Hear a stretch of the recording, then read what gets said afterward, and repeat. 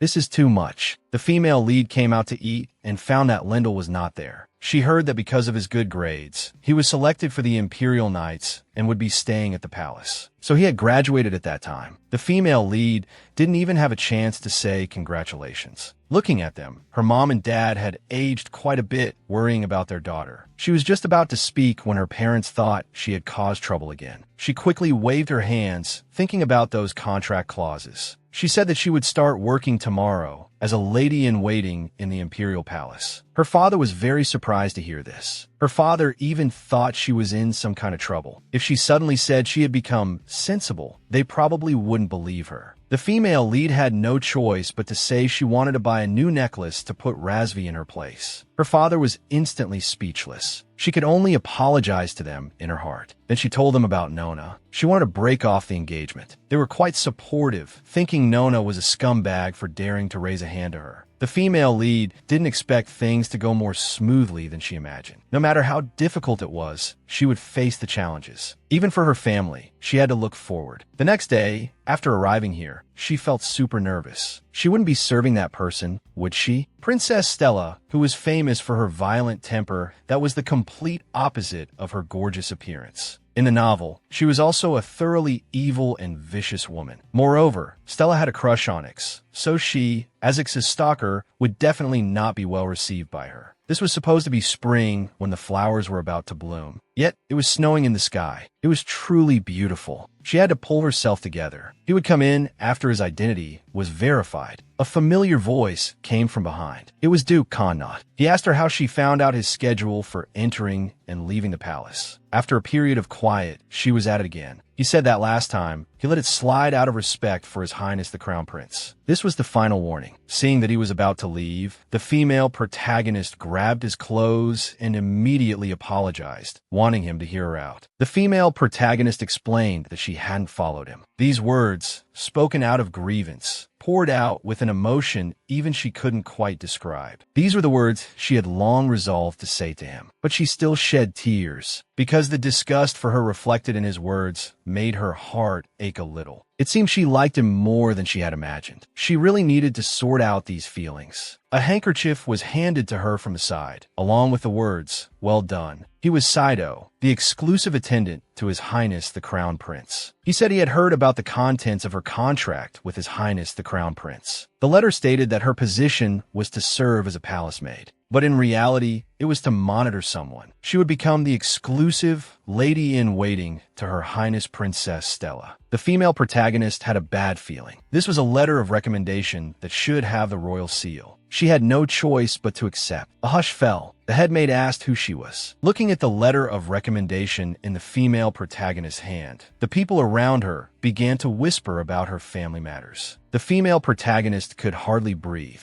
She called over Erica. The protagonist would be living next door to her. From now on, she would be responsible for teaching her and keeping her out of trouble. The female protagonist greeted her in a friendly manner, but she just stared at the protagonist with a cold expression. This would be her room from now on. It seemed even better than her own room. After getting ready, she felt something was missing. It was the exclusive ribbon. She actually didn't give her one. After going out, she found that there was no one in the hallway. She didn't even know which way to go. A voice came from nearby, asking her why she wasn't working. It was the Crown Prince. His hair seemed to have grown a bit longer. The female protagonist explained that she hadn't met the princess yet. He saw that the female protagonist's face was as red as a tomato. He offered to cool it down for her. Meanwhile, the female protagonist thought to herself, he actually came to monitor her so early in the morning. This employer is truly unscrupulous. And why did he keep pinching her face? Was he a pervert? Also, Dill sounded like his nickname. Wasn't he afraid of being recognized? She was surprised to hear that no one in the palace knew this was his nickname. The female protagonist felt a pang of sympathy for him. She felt that if she didn't call him by his nickname, he would surely feel very sad. But he just said nonchalantly that it didn't matter because Miss Marley would call him that from now on. He took off his own hair tie and tied it on the female protagonist's wrist, telling her to keep it up and not to slap her own face anymore. She was just worrying about not having a ribbon. Dill left with a smile. It was like when she saw it snowing. Her originally messy feelings started to clear up a bit. She didn't know when the snow had stopped, but she had to keep trying. Greetings, Your Highness Princess Stella. Stella had already heard about it from Erica. Even though it was a letter of recommendation she had obtained with great difficulty, having her as her lady-in-waiting was truly lowering her own status. She shouldn't even dream of becoming her exclusive lady-in-waiting. And for the next 2 days, she shouldn't wander around at the tea party. The princess told her to get out.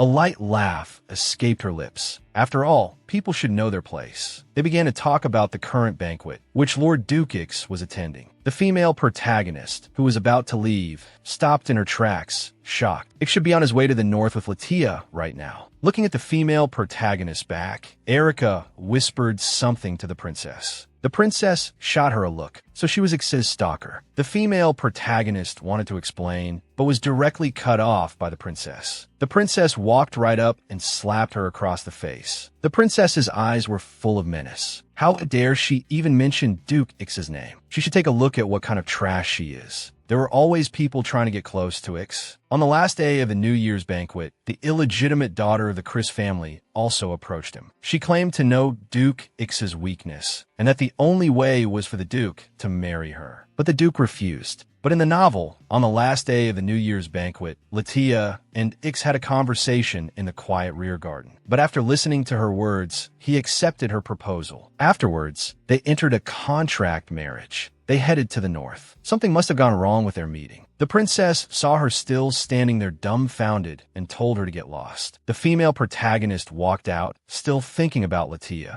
The deal was unsuccessful. She didn't know what happened to her afterwards. A maid walked over, interrupting her thoughts, and asked if she was all right. Looking at the female protagonist's clenched fist, she didn't say anything more. She just told her to follow her. The two of them walked down the hallway. The female protagonist glanced at her, wanting to ask for her name. When the girl noticed her gaze and looked at her, she lost the courage to ask. She told the female protagonist to just do as the head maid instructed. After dinner time was free time. She pointed out that the female protagonist's face was all swollen. She said the work wasn't difficult and believed she would get used to it quickly. Then the head maid called her away to work. At night, the female protagonist went to the Crown Prince's residence to find Saito. He stared at the female protagonist for a moment and said to follow him. There was clearly no path ahead, but he was able to pass through the wall. There was such a place in the palace. On the other side was another residence. The female protagonist stood frozen on the spot. Following a maid, she found the Crown Prince, having a favor to ask of him. Grandy was quite surprised. Why had she come over so late? The female protagonist wanted to make a deal with him. It was about the red-haired woman she had seen in the alley 2 days ago. She was in trouble. She heard she was about to be sold to a nouveau riche man. If it weren't for her help that day, she might have met with a terrible fate. Although she had nothing to give him now, if there was anything he wanted,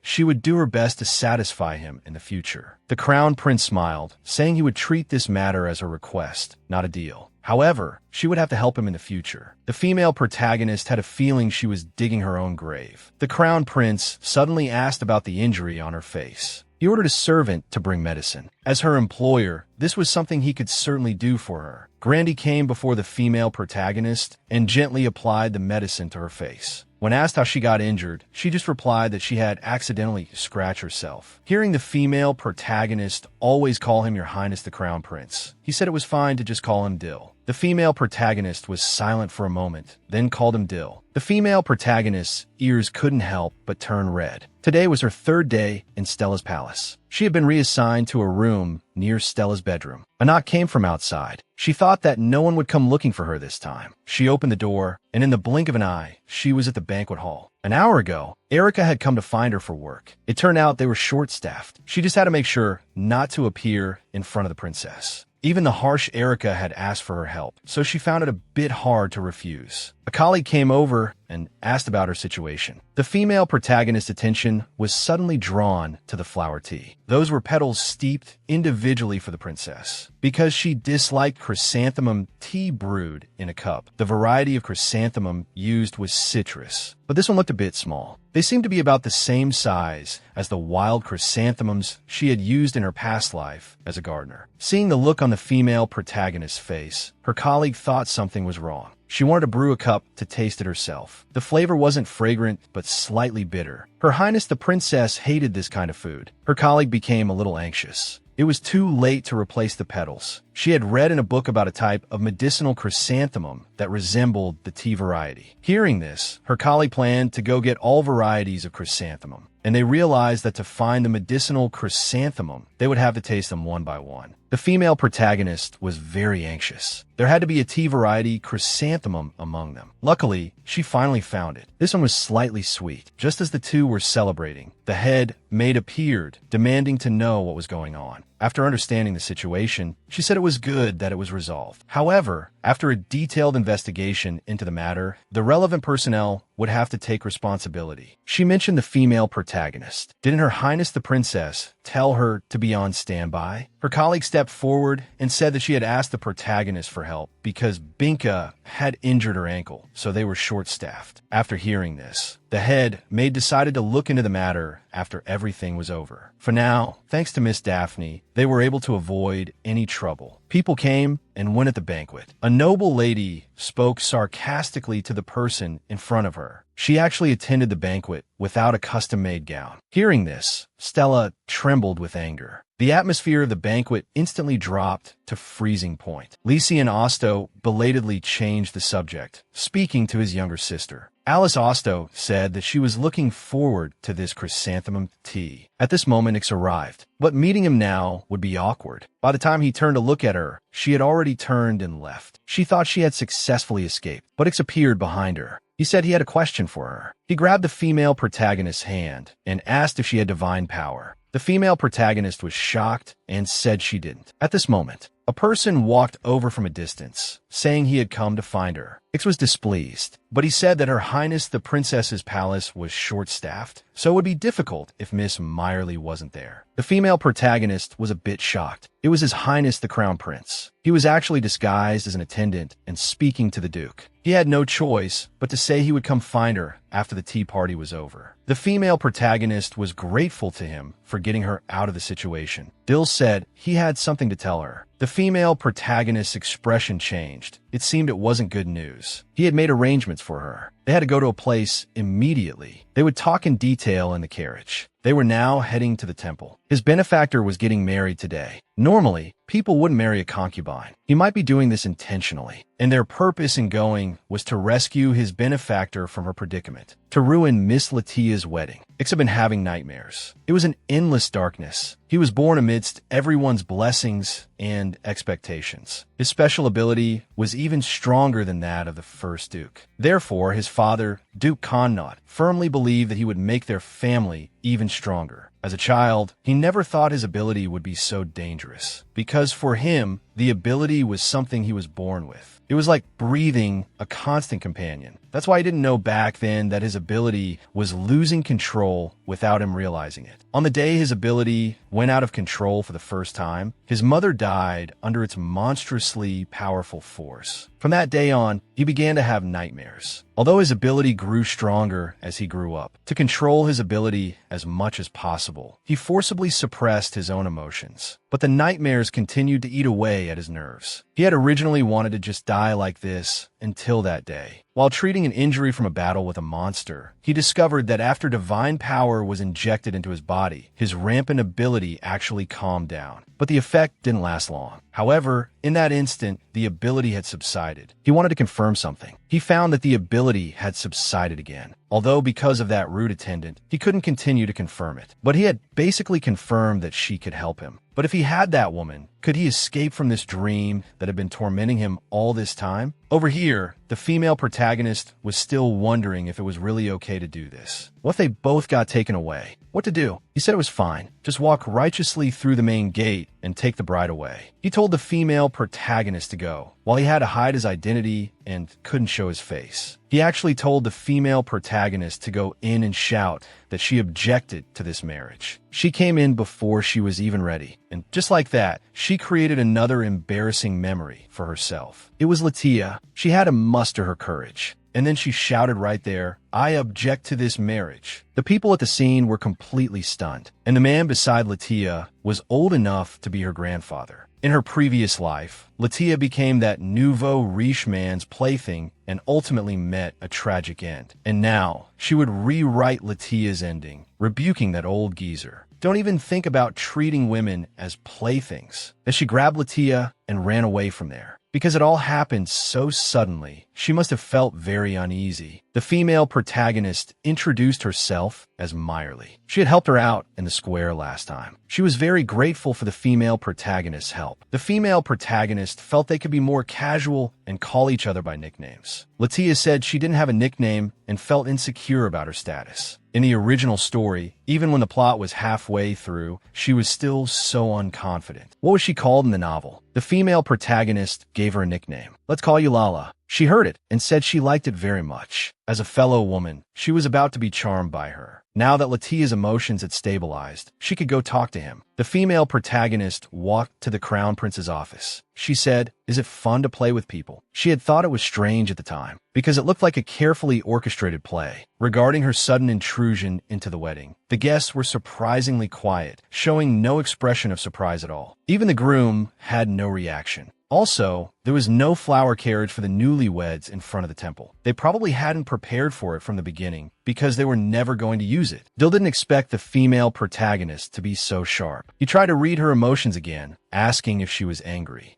But this time, the female protagonist wouldn't stand for it, because he had actually made a fool of her. Dill was stunned, and said in a small voice that he thought she would like it. He didn't expect her to dislike it. The female protagonist was also very confused. She thought he was toying with her, but now he was sincerely apologizing to her. For the things he wants, he will use any means to get them. If anyone gets in his way, he will silence them without mercy. And this was a world full of schemes and power plays, so he wouldn't tell her everything. The female protagonist wouldn't mind too much, as long as he didn't make her do that kind of thing. From now on, he just had to be honest. He agreed. The female protagonist asked about the promise he mentioned. It was to not run away from his side. The female protagonist felt a bit embarrassed hearing such words. To make her promise not to run away from his side. Did this mean the contract could absolutely not be broken? But how long was he going to hold her hand? He smiled and begged for the female protagonist's forgiveness. Who could resist his smile? However, the female protagonist had one more thing to ask him. What happened on the last day of the New Year's banquet? After coming out, she finally understood. So that's why the story's direction changed. Latia's contract marriage was ruined. She didn't expect the variable in all this to be Razvi. He actually messed up the directing part of the original work. He discovered their conversation, and extreme jealousy twisted his features. He rushed forward and accused Latia of being a liar. Originally, on that day, he was supposed to have argued with him and not gone to the rear garden, since things had deviated from the set track from their very first meeting. Did that mean the contents of the book were now void? From the very beginning, this place wasn't completely identical to the content in the novel. Just like how Nefender and Grandy are the same person. Even if the development is different, some things won't change. For example, the whereabouts of the missing divine object and the disaster they'll be faced in 1 year. The headmaid called out to her, saying she knew about the newcomer. It was Latia. She told her to be responsible for teaching her. She's actually making me, who's only been here for 4 days, teach someone else. Strange. Why is Her Highness the Princess's palace always so short-staffed? At this moment, a strong wind suddenly blew. It was a magic circle. Akal Shakaran. He was the master of the magic tower who had reached the level of Archmage at a young age, and also the last male supporting lead in the original novel. He was like a self-sacrificing tree, treating Latia with infinite gentleness. He had sensed the fluctuation of a contract magic and came looking for it. He came up and asked the female protagonist if she had signed a contract with Nefender. And this person kept asking the female protagonist questions. She didn't even know how to reply. He mentioned Nefender. Did the two of them already know each other? He apologized to the female protagonist for his abruptness, then continued to ask her about the contract. But of course, the female protagonist wouldn't answer him, because speaking of it would mean her heart would explode. Seeing that the female protagonist wasn't answering, he could only play a little joke on her. It might get a little hot. At this moment, a figure blocked her way, saying that magic was forbidden in the palace. As a royal knight, he ordered him to stop. It was Rendell. He saw it was his sister and thought she had caused trouble again. Just as Akal was about to explain that he hadn't done anything, a dagger grazed past him from a distance. Who threw the dagger? He hadn't sensed the other person's presence at all. Akal spun the dagger and muttered to himself, "Is he angry?" The female protagonist suspected that Dill was watching the situation from somewhere. He felt it was a pity that he didn't get the answer he wanted, but now he had to leave. He said, "See you next time." The female protagonist felt that neither the male lead nor the supporting male leads were normal. Only her own younger brother was the most normal one. He was quite surprised that his sister was a maid. He was appointed as Her Highness the Princess's future guardian knight. But didn't he want to join the Hellies Knights? He told the female protagonist to mind her own business. His dream was to enter the Hellies Knights, which belongs only to the Emperor. Then he would revive his family's honor. Being a royal guardian knight is also a glorious position, but to him, it was no different from exile. People exiled here could never hope for a promotion, let alone to make a name for themselves. Thinking about it, she hadn't even thanked Lendil today. The female protagonist began to inquire about the princess's guardian knight. That position had been vacant for a while. Her Highness the Princess had never had a guardian knight. Moreover, the princess's palace was understaffed, with only maids by her side. This was due to both political reasons and Her Highness's own reasons. Since her maternal relatives are in the distant kingdom of Jinberia, Her Highness the Princess has no faction supporting her here. When Her Highness the Princess was little, Her Majesty the Empress was still alive, so it wasn't a major issue back then. The Empress, with her outstanding political skills, had controlled the social circles. When she held great power by allying with the noble faction, it was the golden age of Stella's life. But when Her Majesty the Empress passed away while giving birth to the second princess, the noble faction turned their backs on her. She has no real power. Not a single person is on her side. That's why people treated Stella that way at the tea party. Her Highness the Princess has incredibly strong pride, so she lives a life of extravagant luxury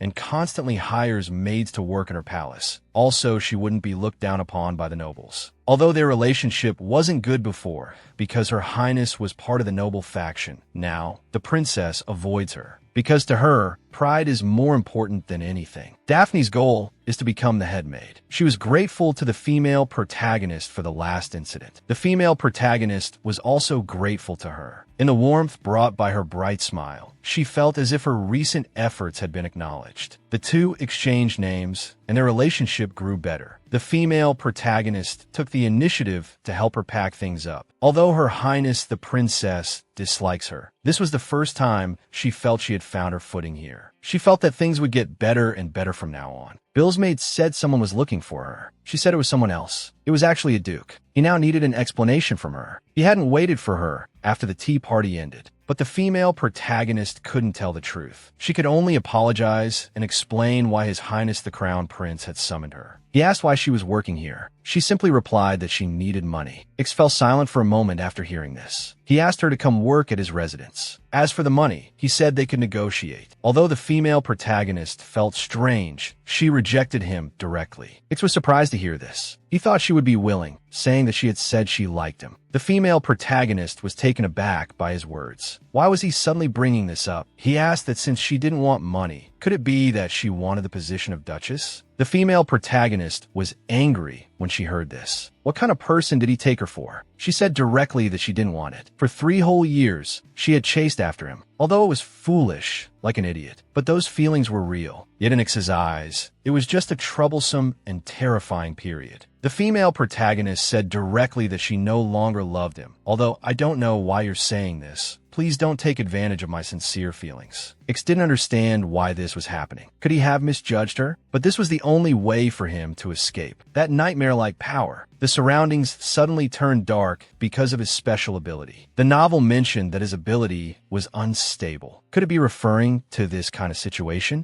He sometimes felt he wasn't human because of this monstrous ability. He always had to suppress his emotions. She thought he just had trouble controlling that powerful ability. She never expected that the extremely unstable ability would cause him so much pain. Her shouts had no effect. She also felt a sharp pain. Just when she thought she was going to die, her body emitted a white light, and she was fine. The female protagonist called his name, but there was no response. It seemed he had lost consciousness. She didn't expect him to have such a strong reaction. Then she reached out and pinched his cheek. The room finally brightened. He suddenly came to his senses and grabbed the female protagonist's hand. He said she saw something she shouldn't have. Nefent had said something similar to her before. The female protagonist didn't know what to do. She pretended not to know anything. She thought she should let him rest and was about to leave, but knew he wouldn't let go of her hand, saying he needed her. He seemed like a stranger to her. Before, when she looked at him from afar, he always seemed so strong and resolute. The female protagonist asked him why he needed her. He didn't want to say it first, but the female protagonist threatened not to help him. So he had no choice but to talk about his special ability. In other words, he needed her to help him pacify his ability. The way to connect and pacify it is through contact. It is said that there are two types of people who received special abilities from the god Planta. The first emperor was granted the power to command light. The first duke was granted the power to command darkness. Both sides have kept their abilities a secret to this day. He probably couldn't explain too much. To be honest, she wanted to refuse him directly. According to the original story's plot, it should have been Latia who helped him with her divine power. But since the current situation has already deviated from the set path, they should make a deal. Although she didn't know why, he needed her now. It would be 5 gold coins per month each time he sought her out. Although she didn't want to have anything to do with him anymore. If it was a contractual relationship without any personal feelings involved, then it should be fine. He agreed, and she told him to let go of her hand. At this moment, there was a knock at the door. It was the crown prince. He walked over and asked if he was interrupting them. The female protagonist wondered why he was here. He said he had something to discuss with Mayuri and asked for the Duke's opinion. He agreed, and she turned to leave. He explained the reason he came. Makia had told him. It just so happened that he had something to discuss with the female protagonist. Looking at his smile, the female protagonist wondered if he might also have an effect on Grandy's special ability. He asked why the Duke was looking for her, and if she was okay. The female protagonist was thinking of an excuse as she watched him about to touch her. She silently moved away. The thought that he might affect his special ability made her very conscious of it. She said she was fine and told him about how the Duke had just tried to poach her. Deal asked why he wanted her to work for him. The female protagonist said she didn't know either. She turned her head and saw Deal's expression was off. "Are you going back to him?" he asked. The female protagonist felt something was wrong. The way he asked sent a chill down her spine. She said she had refused him. Although there were rumors that she liked the Duke, that was all in the past. But Deal said he was still uneasy, afraid that she would leave him after he let his guard down. The female protagonist didn't understand why he was making himself sound so pitiful. She would stay by his side until the contract ended. But he asked the female protagonist to promise him one thing. She would not be alone with Dukix, but he would definitely come looking for her again. So the female protagonist couldn't make that promise. She could only say she would try her best not to be alone with him. Deal lowered his head and said he had prepared a gift for her. It was a gem called a Jingxing stone. Its color was very similar to her eyes, but the female protagonist couldn't accept such a valuable gift. Deal said he wanted to give it to her for her safety. It was imbued with magic. If she called his name, he would be able to come to her. In emergency, she could ask him for help. For her safety, she could accept this gift. The female protagonist hesitated. She recalled what happened this morning. He said she had magic from a contract on her. The magic of the contract. Could this necklace also have been made by Acre? So the female protagonist told him about it and asked if Deal knew him. He said they were partners. But Grandy's goal is to strengthen imperial power. The Magic Tower, being an independent force, shouldn't be interested in imperial power. The female protagonist directly asked who Nefenth was. Grandy's other, unknown name is Nefith. The light red-haired him. The name he signed on the contract was Grandy. For her, who knew they were the same person, it was really hard to pretend she didn't know anything anymore. The female protagonist said she would absolutely not run away, so Deal admitted it. Nefith was the alias he used when disguised as a commoner. He mainly hid his identity to operate in the underworld. He explained that if he had told her, he was worried she would be afraid. She had said before that it was okay, but his expression was a bit strange. Deal didn't say anything more, moving behind the female protagonist to help her put on the necklace. Miss Mayuri was always full of surprises for him. Actually, this made him very happy. The female protagonist found it strangely embarrassing. Deal told her he was going out of the palace on business and might be gone for about a week. He wanted to take a walk with her. On their way back, Deal asked her why she liked duchesses. The female protagonist was startled to hear this. Why was he suddenly asking about this? 3 years ago, she fell in love with the Duke at first sight. It was actually because of his handsome face, but the female protagonist couldn't say it. So she said she liked him because of his black hair, which looked cool. Deal thought about it seriously. I see. He was about to leave. He said to contact him if anything happened. He had given her the necklace. Now he could leave the palace with peace of mind. Aker, who was beside him, asked why he was back so late. He had been waiting for him. The information he worked so hard to get. This was a good chance to find that thing. The lost relic of the Magnolia Empire. Night fell. The female protagonist felt that today had been a truly chaotic day. Latia should still be waiting for her. Maybe Daphne hasn't had dinner yet either. They could eat together then. Suddenly, she stopped in her tracks. Why was Eric at the door? She said the princess had summoned her. The female protagonist knew this couldn't be good. On the way, she ran into her younger brother. He also looked at her with a worried expression. The princess was angry to see her.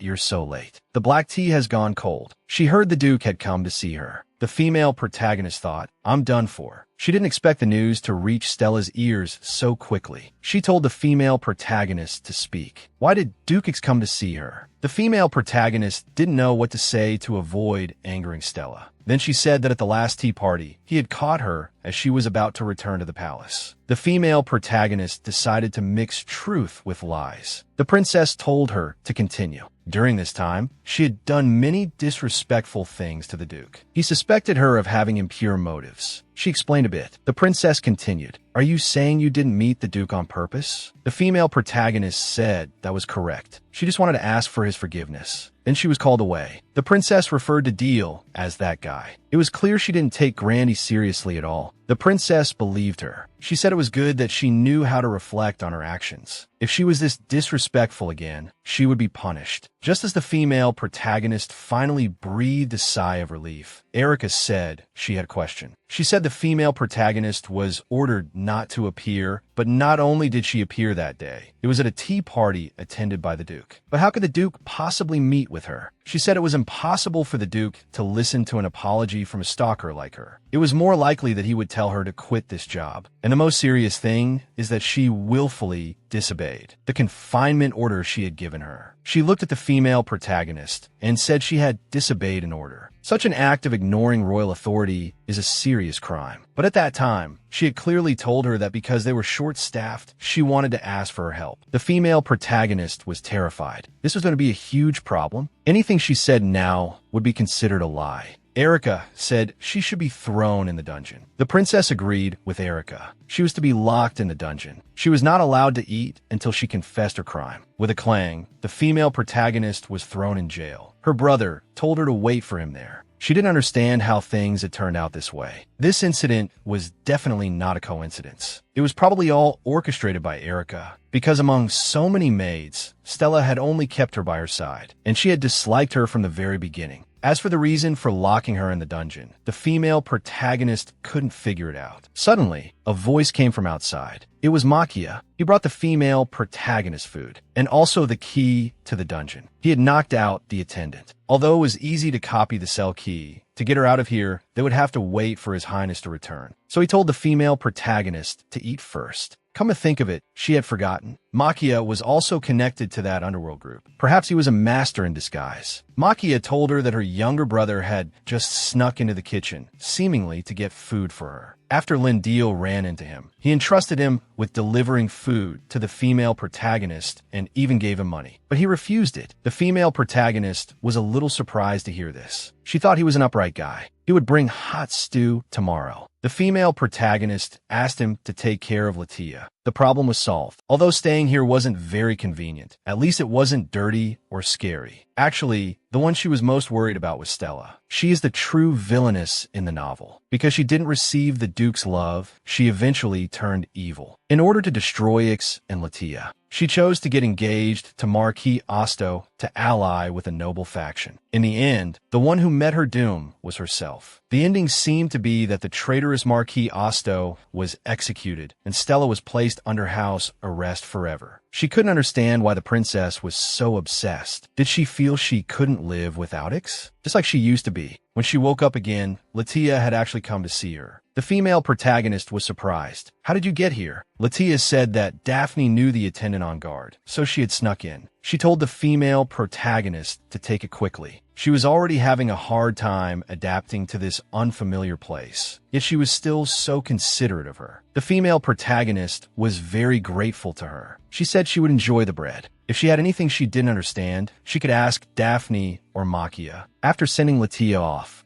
she didn't expect so many people to be worried about her. She felt fully recharged again. Of course, that's on the condition that Makia provides her with food. Someone else came, saying that quite a few people had come to see her. Then let's continue our conversation from daytime. This was the 5 gold coins he had promised. As for how he got in, it was the same way as Makia. But what the female protagonist found strange was why he was holding her hand so tightly. The female protagonist asked about the contract. He asked her, "You don't trust me?" The female protagonist smiled and replied, "That's right." He retorted, "Do you trust me?" He quickly said he didn't trust her either. He blamed himself for speaking too quickly. The female protagonist couldn't help but laugh out loud. Ix got a little angry. According to the novel's setting, when he gets shy, the tips of his ears turn red. The female protagonist saw that it was exactly as described in the novel. The female protagonist brazenly asked him for compensation because it was his fault she was in prison this time, which led to a series of bad things. He said he understood after hearing her. He would bring the contract and the compensation fee next time. He also apologized to the female protagonist. Although things were still awkward between them, their relationship was no longer as cold as before. It had eased up a bit, but this was all because his special ability was affecting him. Could she only pacify Ix's ability, or did she also have an effect on Grandy's ability? It seemed she needed to confirm this. The female protagonist wanted to pull her hand back, but the Duke wanted to wait a little longer, so she couldn't refuse. The Duke didn't know much about his own ability, so he didn't know how many times he could come in a month. And speaking of which, this was the first time she had seen the Duke's face from this close. The description of his appearance in the novel was something like, his face was like a work of art created by the gods. The ladies of high society also showered his looks with praise. Ix's eyes were more beautiful than any ruby. The Duke suddenly looked up. The female protagonist suddenly felt a little shy. Why did he suddenly look at her? It seemed to have calmed down, suddenly making eye contact with him. The female protagonist was really startled. He said he would come see her next time, and then he left. The female protagonist watched his retreating back. She told him he must not forget to disguise himself, or she would get scolded again. And he had to disguise himself so well that no one would recognize him. Several days passed. She had gained some weight. She wondered what delicious food Makia would bring today. Who knew that it would be Erica who came? She even brought food. She wanted to make a deal with the female protagonist. If she told her what she wanted to know, she would give her food and also ask Her Highness the Princess to let her out. But it was just some pitifully meager food. The female protagonist asked her what she wanted to know. She said she wanted to know her conversation with the Duke, and she would keep it a secret from the princess. The female protagonist told her to go ask the Duke directly because she was telling the truth. Erica said she still hadn't grasped her situation.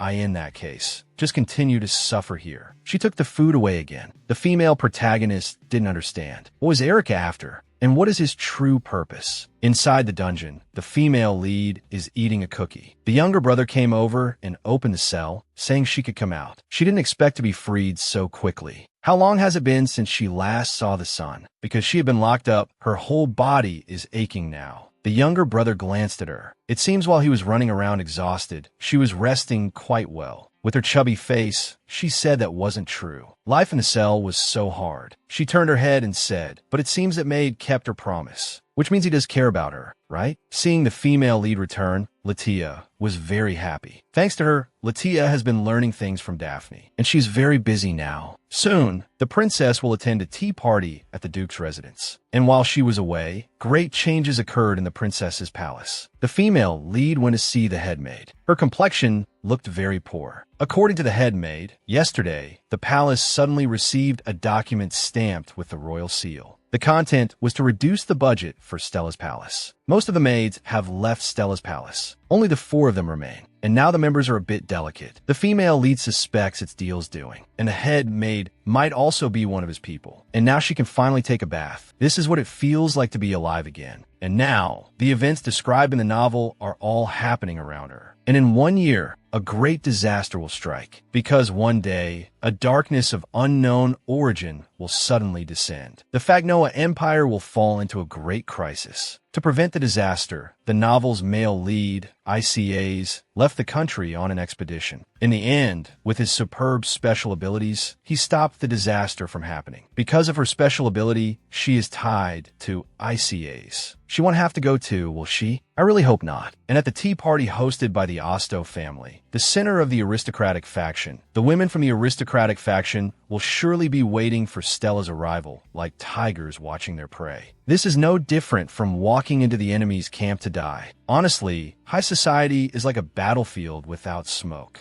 Latia asked if she was ready, and the female lead was already dressed. Latia stayed at the palace because she's new. Actually, the female lead also wanted to leave her behind. She tells the female lead not to forget this. Even if Stella hates her, she is now her exclusive maid. The group set off just like that. Soon they arrived. The Marquis family is wealthy. It's not at all inferior to the tea party Stella held last time. Greetings, Your Highness Princess Stella. The female lead realizes she is Alice. She is the Marquis's younger sister and the flower of high society. She is also a core figure in the aristocratic faction. It seems she'll have to be on her toes today. The princess and the other nobles exchanged brief pleasantries. As expected, at the party, someone was bound to make sarcastic remarks to the princess. And Stella, not wanting to cause trouble, is enduring it alone. Someone praised her earrings. She said the crown prince gave them to her, and she just dressed up simply. Those few people started to mock her openly, saying Stella was not worthy of ICAs at all. The princess got angry when she heard that. Alice came to the rescue, saying she also likes rubies. It's just that they don't match her hair color, so she doesn't wear them often. Only then did the two quiet down. Then they apologized to the princess, Alice, and they quickly started chatting. Although through Alice's mediation, the matter was dropped just like that. But is Stella okay? Her pride must have been hurt. Daphne strode directly out of the venue. They saw her and wanted to follow, but the princess was very angry. She told them not to follow Daphne. They were to follow the princess quietly. She told the female lead to wait here. The princess looked very angry, and at this critical moment, Erica was nowhere to be found. The female lead suspect she was sent to do something, who knew that when she turned her head, she saw a person walk by. It was Marquis Osto. He wanted to talk to the female lead. He is the central figure of the aristocratic faction and the one who led the Marquis family into its golden age of development. After inheriting the title, all the businesses he started were hugely successful, and with his outstanding political skills, he leads the aristocratic faction. But in the end, due to his insatiable greed, he personally ruined his family's future. He must have been making preparations in secret all this time. Preparations for a rebellion. And he wants to talk to the female lead to find out what she and Duke Cornuta talked about. On the day of the princess's tea party, he heard that she grabbed his hand at the time. The female lead knew he had ulterior motives, because ICAs would interfere with his rebellion plan. And he even knows what's happening inside the princess's palace. It seems there's a mole there. He made a generous offer. He could give the female lead money, or he could let her work for him. But no matter what suggestion he made, it was useless. The female lead would not agree to it, because she has signed a contract. He was silent for a moment, respected the female lead's decision, and intended to go find the princess. Watching his departing back, she was filled with worry. You have to know, the two of them were engaged before. Although the plot has changed now, and they are not married yet, she still feels very uneasy. In the distance, the two were having a dispute. The princess raised her hand to slap Daphne. The female lead ran over and stood in front of her. She had rushed over subconsciously. The princess broke down at once. She not only defied her orders, but also meddled in her affairs. The princess threatened them, saying she is royalty. Once she marries Duke ICAs, no one will dare to ignore her again. Only then did the female lead understand. It turns out the princess doesn't like the Duke. She just wants others to not be able to ignore her, and marriage is just a means to an end. Thinking about all the things Stella had done to her until now, she was filled with anger. But it seemed she saw another side of her. Although her status is noble, there is no one around who truly loves her. Not knowing how to build good relationships at all, she eventually became this person who, on the surface, lives a glamorous life but is actually tormented by a sense of inferiority. A child with a twisted personality. The female lead apologized to her, saying that although they disobeyed her orders, they came because they were genuinely worried about her. If the princess doesn't believe it, she could try to find someone who is genuinely worried about her. Maybe talking to a family member would be a good idea. As she was recalling Stella's ending in the novel, she suddenly remembered someone. When the failed rebel Stella was about to be executed, he was the only one who cried for Stella. Because the Empress died while giving birth to her, Stella has a love-hate relationship with this younger sister. She is the second, Princess Liliana Magnoa. The princess calmed down. Daphne helped her touch up her makeup. The group was about to go back, and the slap mark on her face. To avoid gossip, she was going to wash her face. She walked to a place and found that not even a servant's shadow could be seen. Instead, she heard a familiar voice. Erica said she didn't get the information. She was actually with Marquis Osto. This explains a lot of things from before. She is loyal to Marquis Osto. She has already arranged it with Miss Refinus. Put this in her pocket. Then, when she is accused of being a thief, she will step forward. She plans to gain Stella's trust this way. The female lead thought she had to get back quickly. Over at the party, a commotion had started. Miss Refinus said her earring was missing. She had left it on the table. She ran over and found it had already begun. Erica and Lishan were nowhere to be found. Turning her head, she saw Erica standing behind her. Erica asked her where she had been. She told her to quickly return to the princess's side. She didn't want to walk in front because she might put the earring in her pocket. So the two of them were stuck in a stalemate. Marquis Osto has already appeared. The female lead wondered if they had already succeeded, so she walked forward. Erica quietly followed behind her, trying to put the thing in her pocket. But she was caught by the female lead, who held up her hand and questioned what was in it.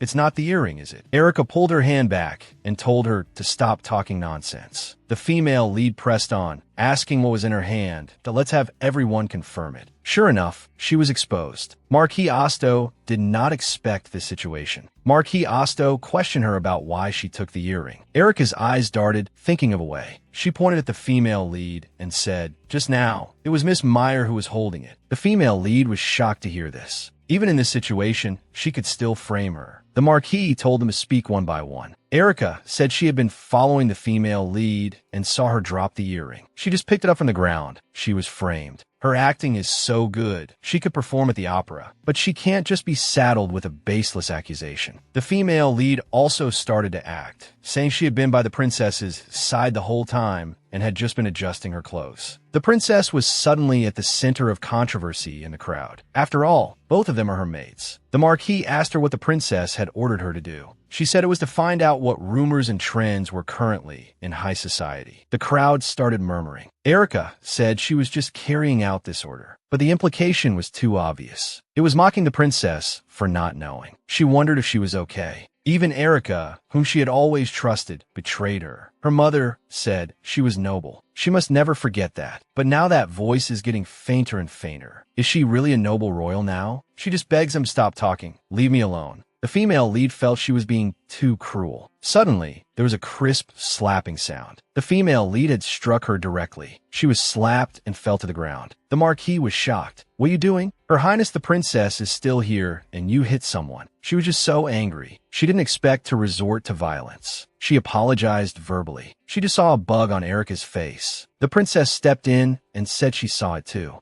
The Marquis was also surprised to hear that. Although he knew it was hard to blame the other party, Meyer was too reckless just now. He knows they are maids. He will cover all expenses. Refinus. Armin, I will send someone to deliver the corresponding compensation to the Count's residence. Then he asked if they had anything else to say. There's no benefit in dwelling on this matter. so she agreed. Although she thwarted Lishan's plan, she failed to expose Erika's true colors. In the end, it only damaged Stella's reputation. Before leaving, Alice stopped the princess. It seemed her mood was ruined by this incident. This made her feel very sorry. She expressed her deep apologies for it, saying it won't happen again. The princess said it wasn't her fault and then continued walking. The female lead also approached her to apologize. The princess said to forget it. After all, she did it for her. She turned her head and said the female lead should thank her. It was lucky she stepped in, or she wouldn't be fine. At times like this, she looks very much like a child. Afterward, Erika received a 1-week suspension and was ordered to reflect in her room. And Stella, needing time alone, went into her room by herself. At first, she just didn't want to get involved with the villainous Stella. But now she hopes Stella's ending will be a happy one, not like the one written in the original work. Deal appeared before her, saying he had been waiting for her. His hair color had changed. He asked the female lead what she thought. She asked if he changed his hair color to infiltrate somewhere. And the female lead felt his previous silver hair suited him well. Did he do this because she said she liked black hair before? He raised his hand and his hair color changed back. He came specifically to welcome her. He missed her a lot. The female lead thanked him for getting her out of the cell. Of course, I had to do that for you. To me, you are a rare talent, Miss Meyer. Actually, there's one more thing. Did Miss Meyer miss me? The female lead was about to turn her head when she suspected his lips had just brushed her nose. At this rate, her heart would explode. So the female lead got straight to business. So the female lead told him what had happened over the past few days, and that there was a spy for the Marquis in the princess's palace. Actually, Grandis knew. He didn't act because he could use her in reverse, feeding her false information to deceive the Marquis. This was something the female lead hadn't thought of. As expected, the person best at intelligence warfare is Grandia. Regarding Marquis Osto's rebellion plot, Grandis knew everything clearly, yet he let it be. He plans to use this to eliminate the eyesore forces. In the novel, Stella foolishly got involved in it. Could that also be part of Grandis's plan? Why is he monitoring Her Highness the Princess? Grandis asked her why she wanted to know this. Although at first glance he seemed to be smiling as usual, his expression was actually cold, showing no trace of emotion. Because her duty is to monitor Her Highness the Princess. After living under the same roof with her, she started wanting to know the reason for the surveillance. Actually, she hopes Her Highness the Princess can become happy. Although Stella hates her, seeing the princess gives her a feeling that they are very similar. Both her and her past self. They have always been seeking their own value from others. Perhaps because of this, she can't be indifferent to the princess. Grandis felt a teasing urge, saying the two of them are similar because they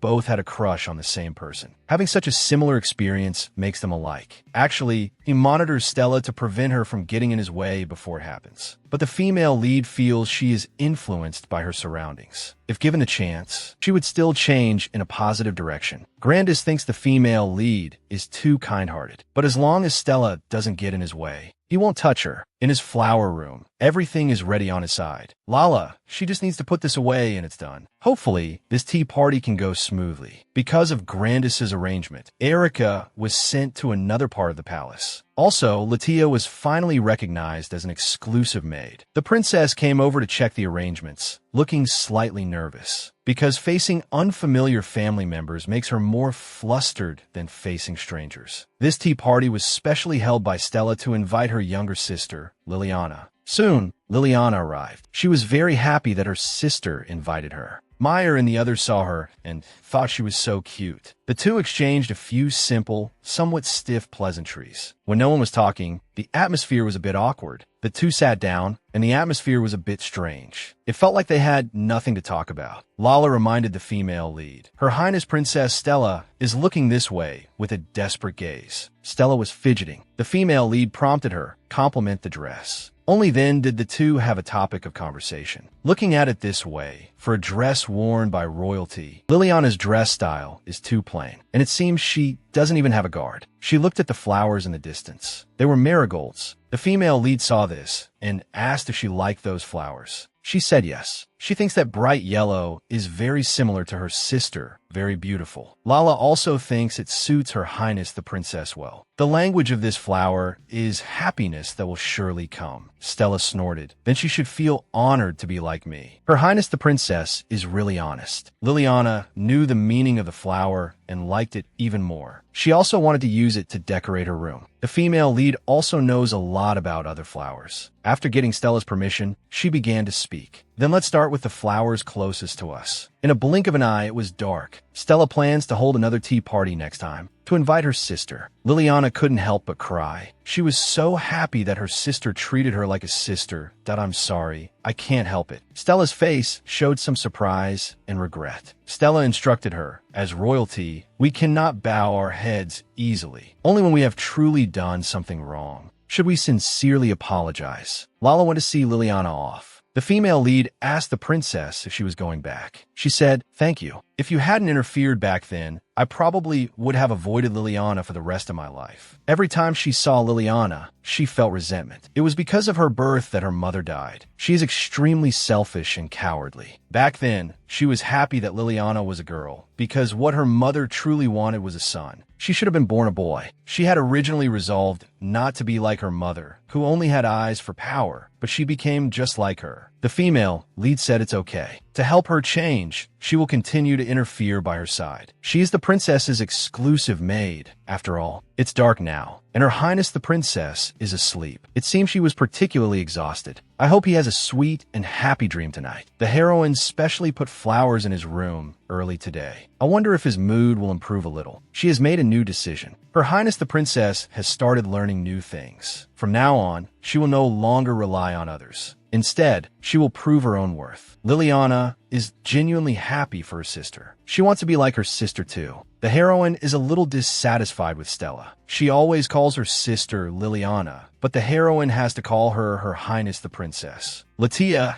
is also happy and wants to call the princess by her name. Unconsciously, she has become very cheerful. The princess will also use a nickname to call Latia. Latia says she has a guest. He says he is Mr. Alertes from the house of Viscount Corcus. The heroine just went down to see him. The man roughly grabbed her wrist. He pulled her forward, but the heroine is very strong. He couldn't even budge her, but the heroine had already recognized him as the Duke. To think he would disguise himself like this. The heroine is very worried. There's also someone who is always watching her. The necklace she wears cannot be taken off by anyone except Grandy. He smiles and explains that the irremovable necklace can prevent others from snatching it. Also, if she encounters danger, he can arrive in time. This is no different from hanging a bell on a cat's neck. The heroine pulls him to a secluded place. She still looks around uneasily. This time, they could just hold hands. He seems to have no talent for disguise at all. Although the hair color is good, those glasses and mustache are too conspicuous. For someone with a gorgeous appearance like the Duke, he should try to leave a mediocre impression instead. So he has to take off the strange mustache and eyebrows first, then let his hair down like this. That's much better. The Duke looks as if he's angry, but the brown hair suits him well. The Duke asks if she likes this look. He'll come disguised like this next time. The heroine is quite happy with that. Suddenly, a voice comes from behind. Someone comes out and asks what she is doing here. Miss Meyerly. It's actually Daphne. She looks at their joined hands. She has clearly misunderstood something. She runs off without listening to the heroine's explanation. The Duke says for a relationship like theirs, a misunderstanding is better. The heroine thought he would hate being associated with a stalker like her. Compared to a rumor about meeting a stranger of unknown identity, it's better to be rumored to be secretly dating. But her situation is complicated. If a rumor suddenly spreads that she is dating someone, she will definitely be investigated behind her back. She can only find another reason. After all, her current identity is borrowed. This would cause trouble for others. The Duke was a little unhappy at first, thinking Meyerly didn't want to be involved with him, but he was convinced by the heroine's reasoning. He seems a bit shy. Fortunately, she managed to gloss it over. She feels very tired. He hands her the contract and the money. Although she really wants to take it all, it's too much, so taking some is enough. The heroine tells him to write her a letter before he comes next time. He feels so unreliable. I hope he'll be more careful next time he comes. She still doesn't understand what's so special about her. The special thing is that on the first day of a New Year's banquet, memories of her past life flashed before her eyes like a revolving lantern.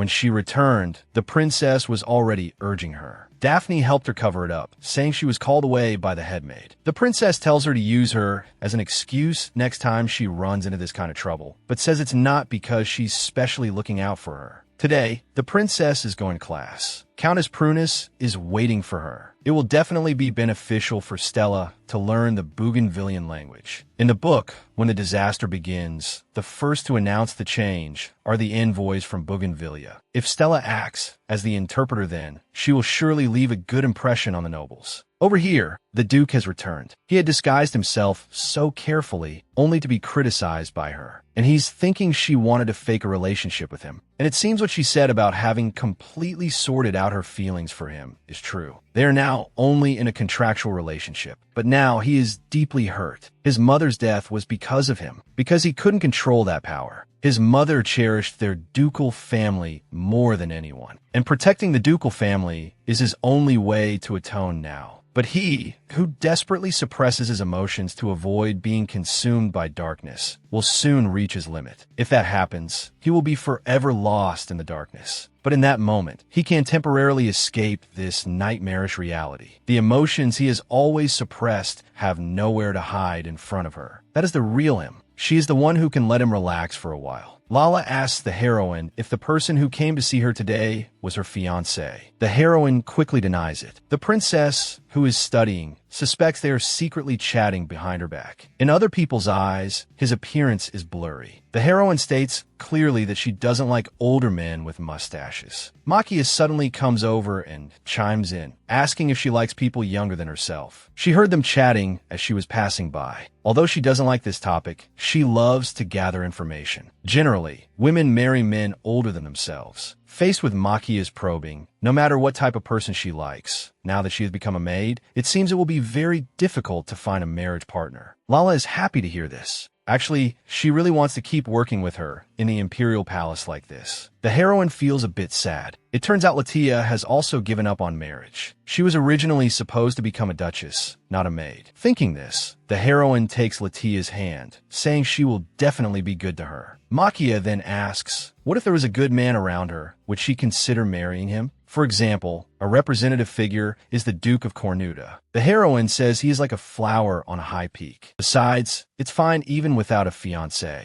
Stella isn't engaged either because of her dark past. Marquis Asto isn't engaged yet either. There are more unengaged people than one might think. And there's His Highness the Crown Prince. Makia asks her what she thinks of the Crown Prince. The heroine doesn't answer the question, cleverly avoiding a direct response. When talking about her ideal type, the heroine's mouth doesn't stop. Latia feels her ideal type is very particular. For example, liking people who look beautiful when they cry. Latia asks how she looks when she cries. She also wants to be liked by Meyerly. It can't be that she's the only one who thinks they're friends, right? What are you saying? Of course we're friends. Makia isn't interested in their affairs and is about to leave. The princess angrily opens the door, asking why they are so noisy. They're disturbing her class. At night, Makia begins to report to the crown prince about the situation in the princess's palace. She also happens to mention Meyerly's ideal type. For example, the heroine likes people younger than her. She also recommended that someone of the same age would be good too. After all, the crown prince is the same age as her. Grandy is a bit helpless and says to the person beside him, his sister is getting more and more arrogant. Is it because she's less disciplined now compared to when she was training at the Rowells? It seems he needs to re-educate her. The House of Baron Rowell is a family that has served the imperial family for generations, loyal only to an emperor who possesses the gaze. They will do anything for their master. According to their oath, if they betray a member of the imperial family who possesses the gaze, they will die from blood loss. Although he and Makia received intense training since childhood, Grandy asks him to analyze the princess and Meyerly. He thinks Meyerly seems ordinary, but she has shown an unexpected side. And the master's attitude towards her is unique. For her request to save her benefactor, he actually staged an entire play, found a fake guest, and even threatened the groom. And the person who was supposed to be used by Sungri for his entire life, thanks to Meyerly, is now able to live freely. And she even changed the princess's mind. That was something Grandy had tried and failed to do before. The situation on Liliana's side is also being monitored by Grandy. The powerful supernatural ability of the first emperor's bloodline is gradually being diluted. Among the remaining imperial grandchildren, only he was born with a powerful supernatural ability. As for Liliana, she has only shown a weak supernatural power. But in the end, only one person can ascend to the imperial throne. A royal with weak supernatural abilities will be absorbed by a royal with strong supernatural abilities. They will usually lose one of their physical abilities. What they lose, no one knows. He has known that fact since he was a child. But even Liliana, whom no one cared about, has become a little different. He didn't expect Meyerly's influence to be so great. He couldn't figure out what she was thinking even with all his supernatural abilities. That day, she seemed to say that his heart would explode. After that, he wanted to be alone for a while. He touches the necklace on his neck. That day, when he made his request, Akel was very annoyed. In addition to communication and tracking magic, he also wanted to use teleportation magic. Soon, he used magic to find Latia's location. She's also working hard today. At first, he wanted to lock her firmly in his palm, so he had her enter the imperial palace. Because she is famous for being the Duke's stalker, Stella will surely see her as a thorn in her side. And that spy working for the Marquis would not possibly let this new maid go. The easiest way to gain someone's favor is to help them when they are in difficulty. That way, her eyes would only be on him. But things didn't go as he wished. Seeing as Dukix wants to poach her, he must have been affected by the supernatural ability as well. If the ducal family's power increases further and the balance of power is broken, then he won't be able to stop them even if they try to overthrow the imperial family. This weak restraint is not enough. That's right, he will make a birdcage for her. If it's filled with things she likes and precious existences, she won't leave. He really is a considerate person. While running an errand for Stella, she is on her way to the library. Who knew that a magic circle would appear before her eyes? Akel actually appeared in front of her. The heroine really wants to pretend she doesn't know him. He stands there and tells the heroine to take him to where Nefender is. He's been here more than once or twice. The heroine seriously suspects he has no sense of direction. In the story, the first time he met Latia was apparently because he got lost. Just as she was about to tell him how to get there, Latia ran over, saying her highness forgot a book. And she ended up seeing Akel. Just as the heroine was about to explain who this was, Akel's eyes widened. He walked forward, took Latia's hand, and told her to just call him Akel. The heroine is very excited. She had seen this scene in the novel. This is the scene where Akel falls in love with Latia at first sight. But he was so rude to her when they first met. After relaying the princess's instructions, Latia left. The two of them just stared blankly at her departing figure. Akel is very excited. He shakes the heroine's shoulders, asking her to help him. Latia is his destiny. The heroine refuses. Lala doesn't seem interested in him at all. What's the use if he's the only one who thinks she's his fated other half? Akel thinks Latia is his ideal type. The heroine is a bit speechless. To fall for someone just by looking at their face is really a bit shallow. Despite how he seems in the original novel, he really did love Latia with all his heart. But at that time, Latia already had the Duke. So until the very end, it was a story of Akel's undying, unrequited love for Latia.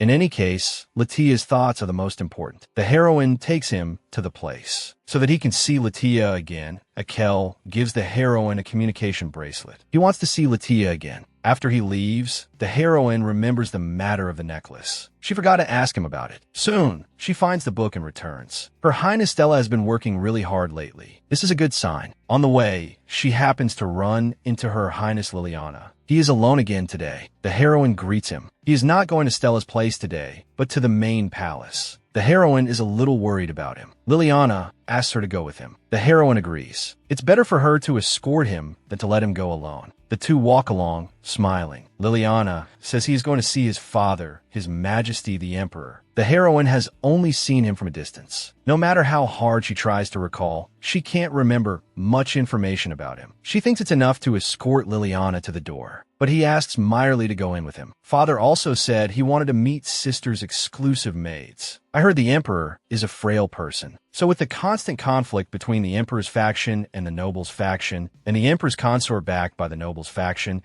he is completely unable to sort out the chaotic imperial family while exercising his authority. So he's not completely unconcerned about his children. Nandina looks a lot like the head maid. It turns out she is the head maid's older sister. They really are sisters. Both sisters are serving the imperial family. Liliana also asked. The emperor wants to invite her for tea. This is His Majesty the Emperor's office. Come quickly, Liliana. The father and son's relationship looks very good. The heroine also bows politely. It seems all matters in the imperial palace are managed by Grandy. I wonder if the emperor knows, or if he's pretending not to know. The emperor tells her to sit wherever she likes. This is a rare tea party. Liliana also asks her to sit beside him. She's just an invited guest to their father and son's tea party, so she just needs to act as Stella's exclusive maid. I heard the emperor has been bedridden for years. It seems that even if he is unwell, he still makes time for his daughter. And the emperor is even personally brewing tea for her. The tea's aroma is rich. This is the first time she's had such good tea. Liliana shows off to his father. This is a handkerchief embroidered by Sister herself. He brought it to show his father. This is the handkerchief that he pestered Stella for after learning it was embroidered by her last time. He wants to embroider one for his father after he learns how. He also wants to make a flower crown for Meyerly as a return gift. He learned that from his father. The heroine is a bit surprised. The emperor personally taught his daughter how to make a flower crown. Just imagining it, you know how beautiful a picture it is. If only Stella were here with them. It seems Stella has been somewhat distant from the emperor since she was young. The power-hungry empress consort hopes her own child will become the heir. But the emperor found it difficult to choose between those two children. As time went on, Stella and His Majesty grew further and further apart. But they are not truly unconcerned about each other. The emperor wants to know about Stella's situation. The heroine suggests he can ask her personally. He doesn't know if he has that right. Seeing His Majesty the Emperor's cautiousness, the heroine says of course he has the right. Liliana also wants his father to join their tea party next week. The emperor says happily. It looks like he'll have to clear his schedule for that day. After she returns, she will relay this matter to Her Highness Stella. She will surely be very happy. Stella's birthday is coming soon. I hope she can receive her family's blessings this birthday. Before that, she also needs to be more diligent. A sword in a corner catches the heroine's eye. The emperor says that is the sword used by the first emperor 1,000 years ago, but it disappeared 100 years ago. The sword in the palace now is just a replica. That sword appeared in the novel. In order to get it, Nefender even went to the north to search for it several times. The last time Grandy left the palace, it was probably to find it. Judging from its replica, it looks like a one-of-a-kind sword. Because it was passed down by word of mouth, there are no accurate records. But according to legend, that sword was made from a branch of the Tree of Life. The gods gave that sword to humans to prevent disaster. The disaster of 1,000 years ago. This might be related to the disaster that will sweep the empire in the future. The emperor says this sword was made from the creator's arm. This also means it is a divine sword. At this moment, the heroine also understands why Grandy is so obsessed with that sword, because that sword will definitely have an effect on Grandy's supernatural ability. Soon, the heroine finishes her tea and prepares to leave. As she is leaving, the emperor asks her to help take care of the children, even though she is just a maid. Because of the tea party, the heroine returned very late. Stella was worried something had happened to her. The heroine told her what happened on the way, and also about the emperor wanting to come here for tea. Stella agreed with feigned indifference. At night, the heroine feels very thirsty and gets up to drink water. On the way, she discovers a butterfly and feels it's very strange. Maybe he needs help. The female lead lets him go. As a result, she sees the crown prince outside the window. The female lead asks him why he's here so late and if he needs something from her. He says he came because he was thinking of her. He didn't mean to startle her. The female lead doesn't believe him. She wonders if he's here to monitor her. He is silent for a moment. He climbs up and takes the female lead's hand. He asks if he startled her. He is leaning in way too close. The female lead is a little embarrassed. She just says she was a bit startled. Faced with his proximity, the female lead is very nervous. She thinks to herself that it's too obvious she's never been in a relationship. But what she doesn't know is Grandy can hear her inner thoughts. He can't help but hold back a laugh. The female lead quickly adjusts her mindset. Thinking of Grandy as a dog, she feels it's much more natural to be around him. Grandy falls silent upon hearing this. Simple physical contact is a sign of intimacy. He tells the female lead not to feel too burdened by it, but this makes the female lead feel very strange. In the original novel, he was almost a germaphobe, extremely averse to physical contact with others. Yet now he is so insistent on physical contact. She's certain that she also has an effect on Grandy's special ability. She decides to use this opportunity to test him. She says she doesn't like this kind of physical contact, so she wants to avoid such contact as much as possible. Grandy seems surprised. Didn't she have a fiancé not long ago? The female lead says that's probably the reason why the engagement was called off. The female lead has already made her point so clearly, but Grandy is still trying hard to find excuses and explain. The female lead is even more certain. She definitely has an influence on Grandy. After realizing he is using her, she feels much more at ease. Grandy is a very rational person who seeks advantages and avoids harm. To be honest, he wouldn't be nice to her for no reason. Now she finally understands. So the key to the contract is in her hands. Knowing the female lead doesn't want to touch him, he starts to act pitiful, saying she still doesn't trust him. He wants to make another promise. If she runs into any trouble in the future, she must tell him first, even if it's a trivial matter. His attitude is very firm, giving the female lead no room to refuse. The female lead has no choice but to pinky promise with him, saying it makes no difference even if they make a promise. He says of course there's a difference. For example, when did she hold hands with Duke 9? The female lead has a guilty expression. Grandy immediately knows they did indeed hold hands. He has achieved his goal and is very happy. There is now one more promise between them. It's already very late. Grandy says goodbye to her. The female lead has already gone into her room to rest.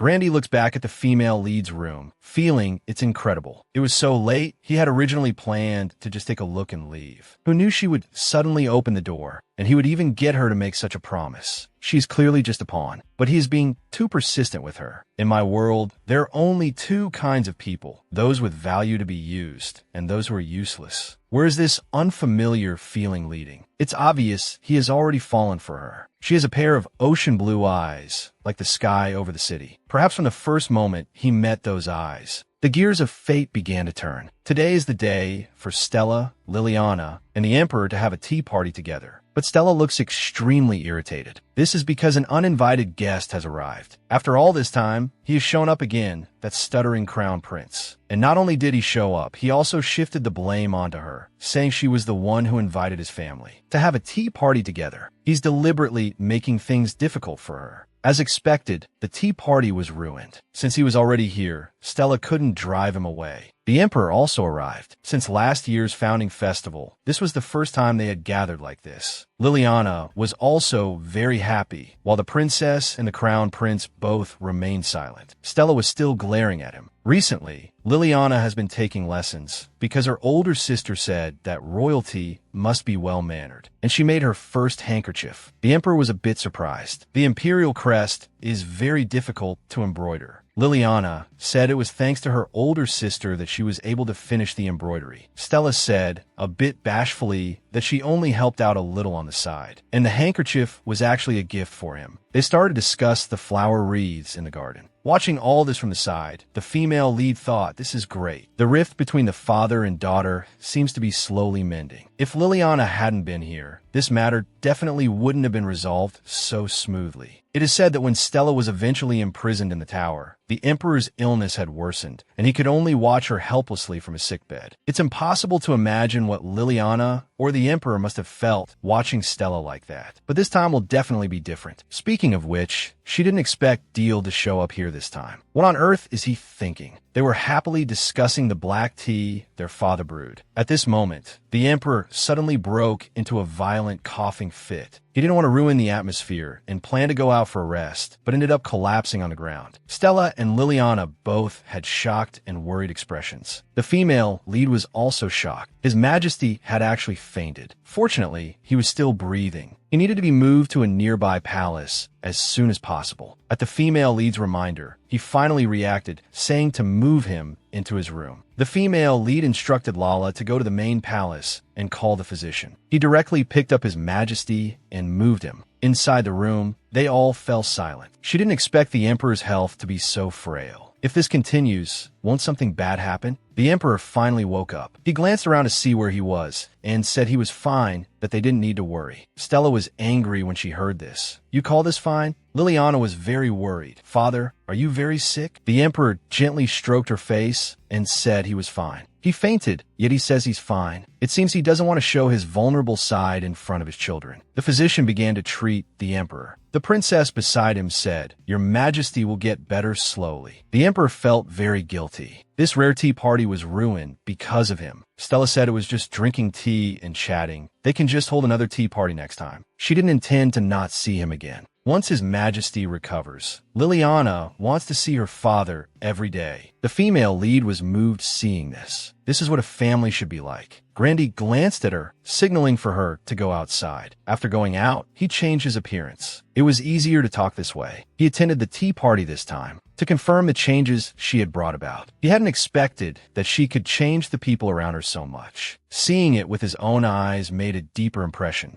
And the person who has changed isn't just Stella. He should change his plans. Well then, see you next time. The female lead didn't understand what he meant. Does this have something to do with her? The carriage moved forward. The female lead didn't know where she was being taken. The head maid had her come over early in the morning. She was wondering what it was about. As it turned out, she saw Makia waiting for her by a prepared carriage. She wouldn't say what it was about when asked. They finally arrived. Makia told her to get ready. This is a dress shop. The shop assistants pounced on her as soon as they saw her. They immediately started taking off her clothes. Today, His Highness ordered them to make her the most beautiful person in the world. She didn't expect Makia to be so mischievous, refusing to tell her where they were going. She was quickly changed into a formal gown. The skill of professionals is truly different. To her surprise, Akel was also here. He saw her and teased her about changing her clothes, saying she really looked different. On the surface, he was here to escort her. In reality, it was probably to see Lala. Just as Akel took her hand and was about to leave, Makia came over and stopped him from getting close. He was a bit confused. Compared to that kind of carriage, isn't his magic faster and more comfortable? He is a powerful magician, after all. When she opened her eyes again, they were floating in midair. That was the place they were going to now. This is a place hidden from the eyes of high society. Besides holding various events, one can also gamble or participate in auctions. If anyone wants to enjoy an anonymous party, they can rent this space.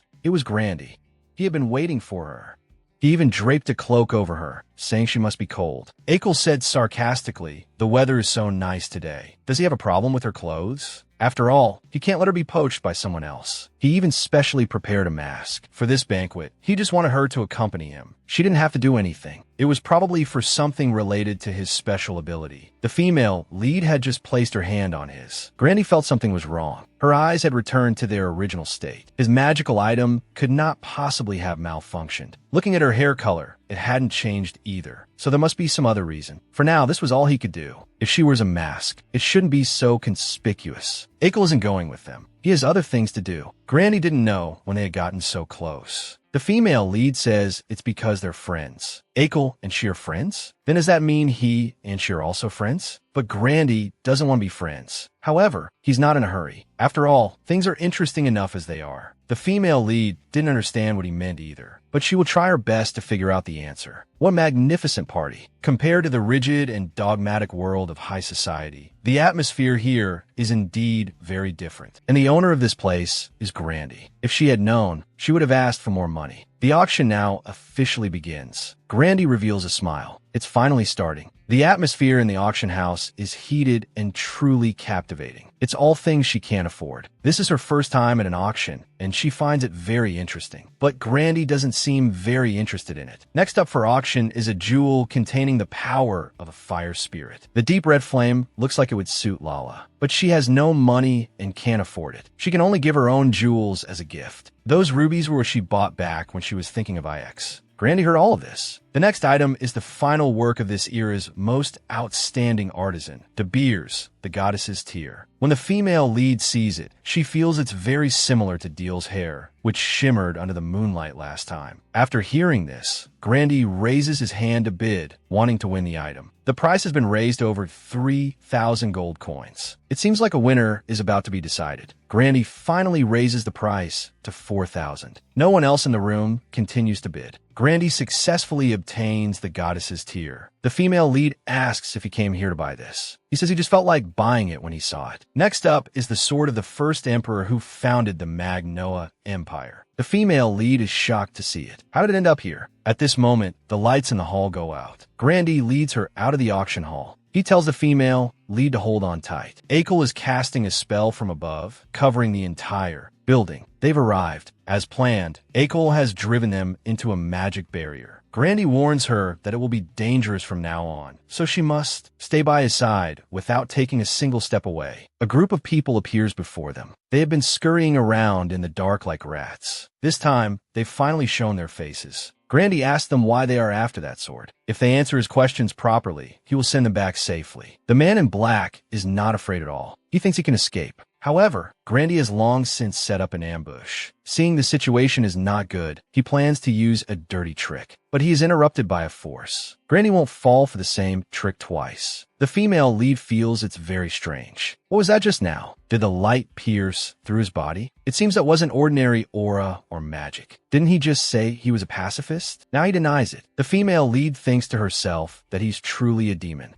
Unexpectedly, he immediately says he is human. Seeing that the situation is turning bad, the man in black uses his ability. The two start arguing over this. The team leader told them not to use their abilities. Only a scream is heard. Makia has already tied the person up. The matter is settled. They still want to negotiate, but it's already too late. The treasured sword has finally been recovered. Now, let's reveal their true faces. But they look very ordinary, and from their actions, they're clearly very inexperienced. Grandy seems to get angry upon seeing this, questioning the men about the ability they just used. It didn't look like a spirit tree. It was something he had never seen before. They are unwilling to talk, and they deliberately concealed their tracks. How did they confirm that the treasured sword would appear here? In the end, he says they just wanted to protect the world. Makia says they are waiting. The female lead asks him how they plan to deal with them. Grandy plans to lock them up first until they tell the truth. The female lead feels that they don't seem to be talking nonsense. Actually, Grandy knew from the beginning that they wanted the sword, so he deliberately leaked the information to them. They had a hard time finding the sword before, only to run into them and their strange abilities. Grandy gets angry just thinking about it. He clearly said there was a guardian there, but they're always overconfident. The female lead roughly understands their whole plan, but she doesn't understand why he brought her along. She asks him about that beam of light. He says it's similar to what knights use. Aura. Akel explains to her that there's a difference between knights and magic. Magicians need an external connection, but knights do not. So that's why he didn't do anything just now, because he couldn't use external mana. Akel vehemently denies this after hearing it. He is a great magician. She already understands, so she just pretends to humor him. Grandy is a bit annoyed seeing them so happy, and merely is even calling him by his nickname. He tells the female lead to just speak her mind honestly. It's fine if he's just useless. The female lead doesn't want to face this dramatic scene and tries to leave, but is refused by both of them. When on Earth can she get off work? A new day. The female lead asks the princess how she plans to prepare for the party this time. It's the princess's birthday party. The female lead plans to order a custom-made gown first. The princess's first consideration is the budget. The female lead plans to ask the headmaid. She plans not to hold such a grand event. A simple celebration with family will be enough. Having a warm time with family is also very nice. They plan to prepare a 3-tiered cake or a rose garden. This year, Stella will definitely have a completely different birthday from last year. The female lead asks about the budget. Afni says that starting from the 3rd year, a budget can be allocated. She heard that invitations will be sent to nobles and closely related kingdoms this time. So she also needs to check if there are any picky people on the attendee list. Gowns and jewelry all need to be custom made. At this rate, it's comparable to preparing for the New Year celebration. She doesn't know why the scale has suddenly become so large. The female lead decides to ask Grandy directly. Sito is at the door. He lets her pass as soon as he sees her. Upon entering the room, the female lead doesn't see Grandy. He has actually fallen asleep on the sofa. He's really busy. The female lead thinks she should just come back next time. Seeing his furrowed brow, the female lead wants to smooth it out with her hand, but she gets caught. Grandy groggily opens his eyes and sees it's her. Seeing how tired Grandy is, she plans to come back later, but he won't let her go, acting pitiful to make her stay. He makes a request. He wants to sleep with his head on her lap. The female lead is a bit incredulous. If he falls asleep, what about her questions? Grandy says he will answer all of them before he falls asleep. How about it? The female lead is tempted upon hearing this. She ultimately agrees. She never thought he would actually make such a request. Speaking from his angle, the female lead covers his eyes because she must look especially ugly from a low angle. The female lead starts to talk business. Regarding the budget for Her Highness Stella's birthday party, did you order the Ministry of Finance to allocate it? Why did you do that? Grandy is silent for a moment, then says Stella's birthday party will be held very grandly. Is she not happy about it? There's no special reason for the large budget. He just considers it a favor to her. The reason for this pile of documents is that the birthday party and the spring welcoming festival are very close in time. The Empire holds a grand festival every season. In summer, there's the Founding Festival. In autumn, the Thanksgiving Festival. In winter, the New Year's Festival to welcome the new year. And in spring, the Spring Welcoming Festival to pray for a bountiful year. Because the events are so large scale, he must be very busy. In the blink of an eye, he was already asleep. It seems he's really tired. She inexplicably felt like she should sing him a lullaby. When she woke up again, she found herself lying on Grandy's lap. He said he saw that she was sleeping soundly, so this time he let her use his lap as a pillow. The female protagonist said he should have woken her up. Who knew he'd say that he did call her, but she said she wanted to sleep for another 5 minutes. This was her habit when waking up, but it made her feel incredibly embarrassed. Grandy saw her off. When the door closed, she was still in a daze. When the princess returned in the evening, she was very puzzled. Where had she gone off to slack off again? She was very good at admitting her mistake. Please punish me, Your Highness. The princess looked puzzled. She didn't have such a hobby. Lala said she was confirming the to-do list with Her Highness Stella. Miss Daphne came by just now. It seems they will be very busy from now on. If the budget is sufficient, she also wants to have a dress made for Liliana. Liliana and His Majesty the Emperor must be looking forward to it too. After all, they are family. It's a rare grand party for everyone to gather. Outside, the nobles are all talking. For Her Highness Princess Stella's birthday party this time, invitations were even sent to neighboring countries. The scale is very large. Many people want to go and see. The invitations have all been sent out. The Duke's Manor also received an invitation. Before long, it will be Her Highness Princess Stella's birthday. Then he should be there too, right? The warm sun pouring down, the warm air touching the skin. The Stella Palace, busy preparing for the party, has also welcomed spring. But it still feels like winter, because Stella dislikes all the dresses that were sent over. She's lost count of how many times this has happened. Actually, Lala thinks they're fine. They were all from the most popular dress shops brought by the madams. The picky Stella is back. The wind outside is strong. Those designs don't seem to have any problems. It's probably for another reason. So she asked the princess if she has a style she particularly likes. She will do her best to find it. The princess said it's not because of the dresses, but because of the people who made them. These people have all insulted her in the past. In the past, when she commissioned them, they all made excuses and refused her commissions. Those people even mocked her behind her back. The female protagonist was very angry after hearing this. The princess actually felt a little guilty. Because of her, their workload has increased. Seeing them stand up for her, the princess was still very happy. Fortunately, her mood seems to have improved a bit. The female protagonist gave the princess a suggestion. She knows a tailor. Although that person isn't that famous yet, their skills are very strong. Not only are their tailoring skills good, but their design work is also excellent. However, that person is a commoner. Generally speaking, the people who make clothes for nobles, even if they aren't distant relatives of nobles, are quasi-nobles. But he is the pearl in the mud, discovered by Latia in the original story. In the future, he will become a legendary figure who dominates the social scene. Does the princess want to meet him? Soon, the princess accepted the suggestion. He arrived, Ibi from the Taihira dress shop. He's a bit different from what she imagined, but he will eventually overcome all difficulties and succeed. So he must keep fighting. Having successfully gained the favor of the future master, the female protagonist quickly brought him to see the princess. The princess had also been waiting for a long time. On this day, the female protagonist met with Ix, but he had only given her the letter half an hour in advance, even though he had said to ensure she received the letter 3 days in advance. Ix also didn't let the female protagonist call him Duke. Otherwise, his disguise would fail. This time, his disguise name is Claude Quercus. The young lord and the others are as usual. He took her hand, which reminded the female protagonist of a scene. He looked just like a little puppy just now. People were coming and going all around, and they started gossiping about him. The female protagonist called his name, wanting to move to another place. He didn't react to his new name yet. He asked the female protagonist to call him by his nickname, Ix. In the Empire, people generally use nicknames to address family or lovers. Although recently, people also use nicknames to address those they're close to. But she and Latia only started calling each other by their nicknames after knowing each other for a long time. The Duke was being so casual. They arrived at the library.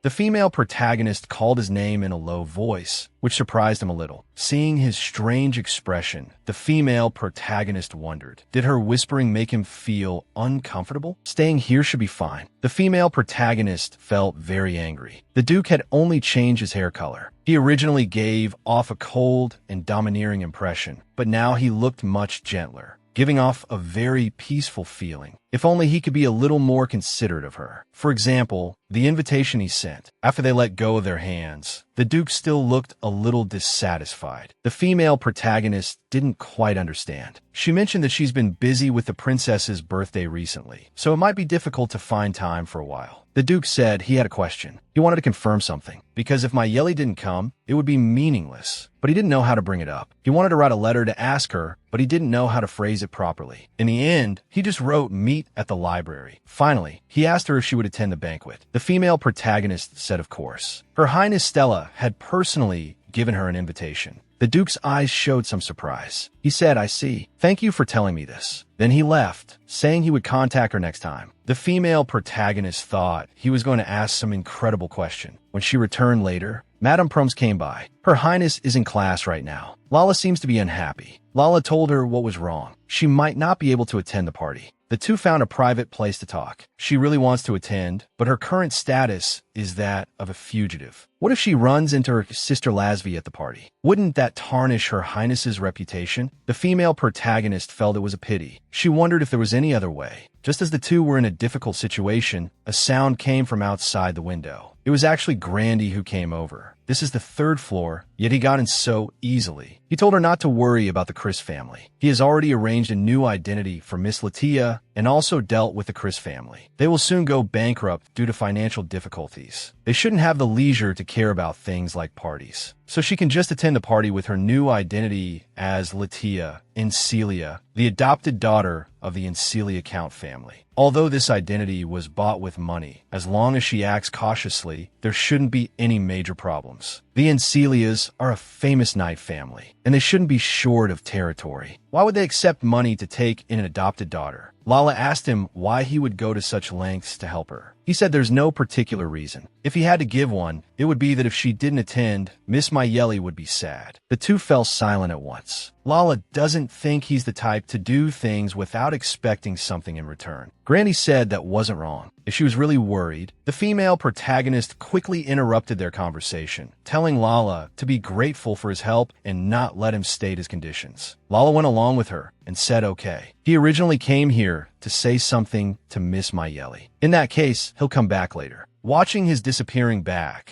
the female protagonist felt as if a demon who could grant wishes had just visited. Through this conversation, Lala changed her previous opinion of him. It turns out he wasn't as bad as she had imagined. Although he is indeed terrifying, and she can't figure him out at all, he surprisingly has a gentle side too. Speaking of which, it's really great that she can attend the party. Mayeli, are you almost ready over there? The carriage is waiting outside now. Okay, Her Highness Stella is about to come out too. The party venue is also decorated perfectly. Miss Daphne also came out, all dressed up. The three of them were all elaborately dressed. Her Highness Stella came out soon after. This dress suits her very well. As she said this, she had her younger sister come out too. Her dress suits her very well too. The female protagonist originally thought the atmosphere between the two would be tense, but unexpectedly, it went exceptionally smoothly. Before her younger brother left, he even told the female protagonist not to cause extra trouble. They also have to go prepare for that. This is the gift they prepared in advance. But they are still missing one thing, which is an escort. If they enter without an escort, they will likely receive a lot of disdainful looks. Lala thought she was the only one without an escort. Actually, she doesn't mind, because that's how she came last year. The female protagonist knew she must be very sad, so she thought of a way. That is to use the host's privilege. First, they pretend to enter under the pretext of checking on things. Next, they'll find a corner to hide in first. After the party starts, they'll sneak out. That way, they definitely won't be noticed by anyone. Soon, the banquet began. They successfully snuck in. So many guests have arrived. Isn't that Rufinus? She saw the person she didn't want to see. Immediately after, His Grace the Duke also arrived. He was looking left and right as if searching for something. The noble ladies whispered among themselves, saying that His Grace the Duke rarely attends this kind of event. The female protagonist suddenly felt a little regretful. She shouldn't have mentioned the party at the library. The venue fell silent. The imperial family is entering. Grandy noticed at a glance that the Duke had arrived. He must be here to see Mayeli.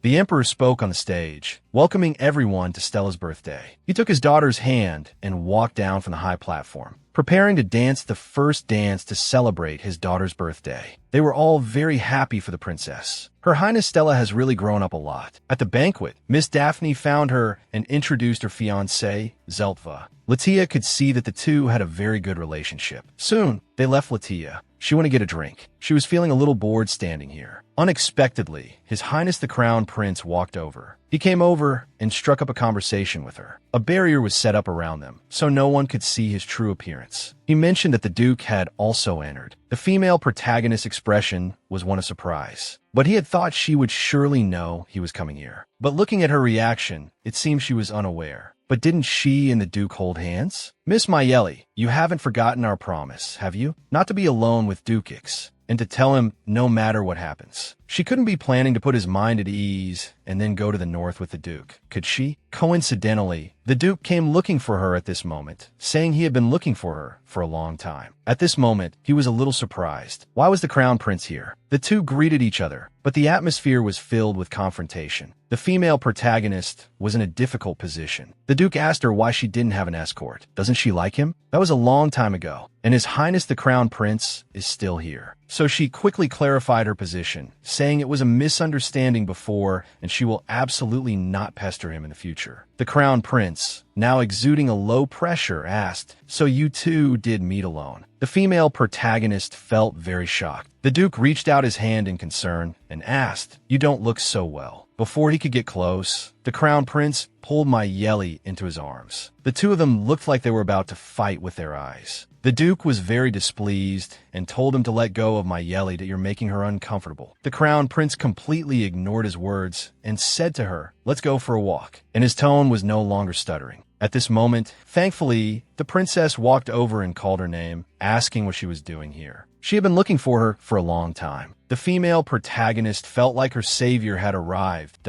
"I'll be right there." But then both of them grabbed her by the wrist, not wanting her to leave. The princess asked with confusion, "What are you two doing?" Mayeli is a lady-in-waiting of the princess's palace, so she should attend to my business first. The Duke surprisingly did not back down, saying he wanted to talk with her for a moment. The Crown Prince also stuttered that he was the first to speak with her. The princess was a little angry. "Are you two listening to me?" The three of them actually started arguing just like that. The returning Latia was full of confusion. What are they doing? The female protagonist cast a pleading look at Lala. After seeing it, she nodded firmly and joined in. The commotion on their side attracted the attention of others. The female protagonist said she wasn't feeling well and took the opportunity to run away, finally escaping that suffocating environment. She didn't understand why it had turned out like this. Why did none of them respect her wishes? As she was lost in thought, someone appeared behind her and called her name. The female protagonist was very surprised. "Why are you here?" Nona Pollock. He's her fiancé. He was losing his temper at the female protagonist. He reeked of alcohol, which the female protagonist found disgusting. The female protagonist had clearly sent him the annulment papers, but he just wouldn't sign them. And every time the female protagonist sent the documents, he tore them up. It seems her parents have been dealing with this unreasonable person for months. Being rejected from marriage by her, Nona's pride was hurt. It caused him to be gossiped about by others. Now he wants the female protagonist to immediately tell everyone that she's going to marry him. That way, he won't be criticized at will. The female protagonist protected herself and pushed him away, saying she will not marry him. Stop talking nonsense and just sign it. Nona flew into a rage out of humiliation after hearing this. He raised his hand to slap her, but was stopped by someone. He helped Mayeli. His pupils and eyes changed. Nona pointed at the man and said, "So it's because of this brat that you broke off the engagement with me." Ignoring the man shouting, the female protagonist said this person is her fiancé. Nona's tone was full of mockery towards him, saying he would be abandoned sooner or later. The man was angry when he heard this and said, "You're such an eyesore. I have something to discuss with Mayeli now, so please make yourself scarce." Nona was a little scared when he heard this, but still said he would expose his actions to everyone. "Your younger brother was expelled from the Night Order because of you, and you, the older sister, still haven't woken up and are fooling around everywhere." The female protagonist didn't understand what he meant. Nona said smugly, "It seems you still don't know that our family has connections with the Imperial family and the Night Order. After hearing about the insults to me, my father took action. He told the superiors of the Night Order everything you and your brother did. Your younger brother was rejected because of you." The female protagonist clutched her clothes tightly. Rindle also knows about this. For the sake of your brother's future, Nona told her to obediently marry him. The man tried to speak up for her, but the female protagonist stopped him, saying that talking to trash like him is a waste of breath. She went up and punched him directly. Her strength is quite formidable. "While I'm still talking to you nicely, you'd better go and sign your name." Turning around, the female protagonist said, "Let's go. No need to bother with this kind of person.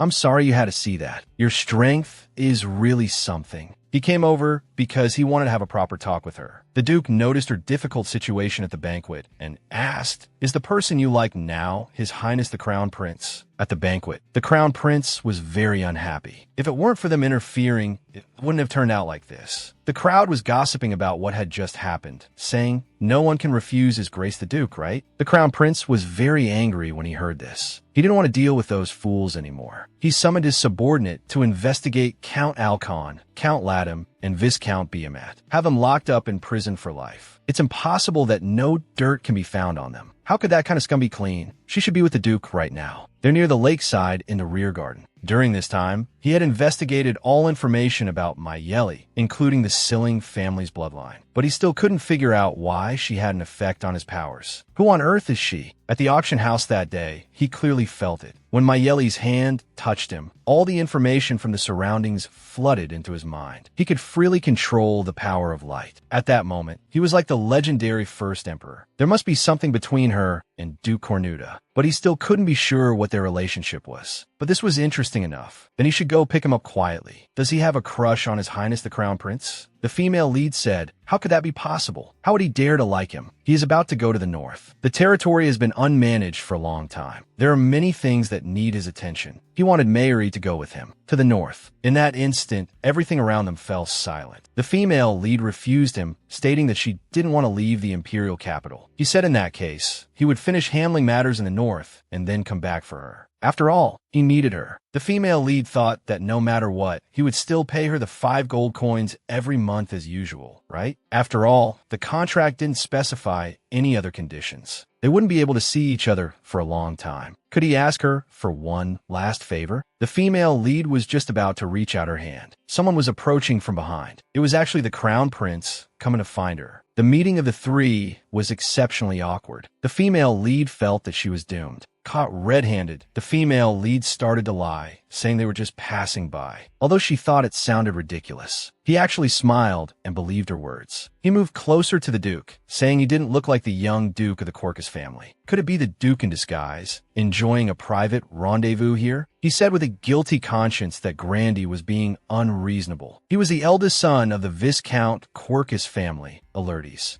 Grandy said that a Viscount status was not as high as his, so he would speak more casually. The two began a war of words. Grandy said he was Caffeinu of the Count Turksa family. He was using his status to suppress Ix. The female lead thought to herself that Grandy was so petty. Moreover, seeing the Duke at a disadvantage and his identity about to be exposed, she had to end their conversation quickly. The female lead introduced this person to the Duke. This Lord Caffeinu was on good terms with her, so he could rest assured. He nodded at the female lead, gave a signal, and then he left. Seeing the Duke leave, it was time for them to have a talk. Now the Crown Prince needed an explanation. For example, how she met the Quercus boy. He thought she would tell him everything without reservation. The female lead thought, is this a one-on-one talk with the boss? The banquet was still going on as usual. The female lead told him everything that had just happened. Then the Quercus boy, the Duke, happened to pass by and helped her out of the situation. Grandy roughly understood. He didn't know why, but he had a premonition, as if Nona was about to be visited by the Grim Reaper. But he deserved it. He had been plagued by disasters since last year. Grandy saw her sigh and came over to comfort her. He could help her fulfill her wish, no matter what it was. The female lead didn't believe it. She felt that behind such sweet words, something was usually hidden. If he helped her fulfill her wish, she would have to pay a price, to offer her own soul. But what did he really want? The female lead rejected him directly. After all, this matter wasn't just about her. It also concerned her brother's future. Granny had already expected this. As expected, she wouldn't rely on him at all. So he said that the spring welcoming festival was coming soon. This festival would be very interesting. Its atmosphere was very different from the royal celebrations. There would be many things to see, and all kind of street food would be sold. But the paperwork for the festival was already piled up like a mountain. However, he planned to take a day off during the festival to take her to an interesting place. The female lead thought he was going to assign her a mission. Grandy was silent for a moment, then said that to make that day more interesting, he would keep it a secret for now. She could look forward to it. The festival would last for 7 days, so taking just one day off should be fine. Every time Grandy felt that Mayuri was within his grasp, he would feel that she was very far away. So he asked Mayuri why she had stopped by the lake for so long. Then he pretended to be sad, saying he thought she had abandoned him at the banquet, and she even met with the Duke. Even though he had already told her not to meet with the Duke alone, she knew she couldn't hide this from him. But Grandy still forgave her and wanted to dance with her to make up for the mistake she made. The female lead didn't understand. She said she hadn't made a mistake and didn't need to ask for his forgiveness. She and the Duke had just run into each other by chance.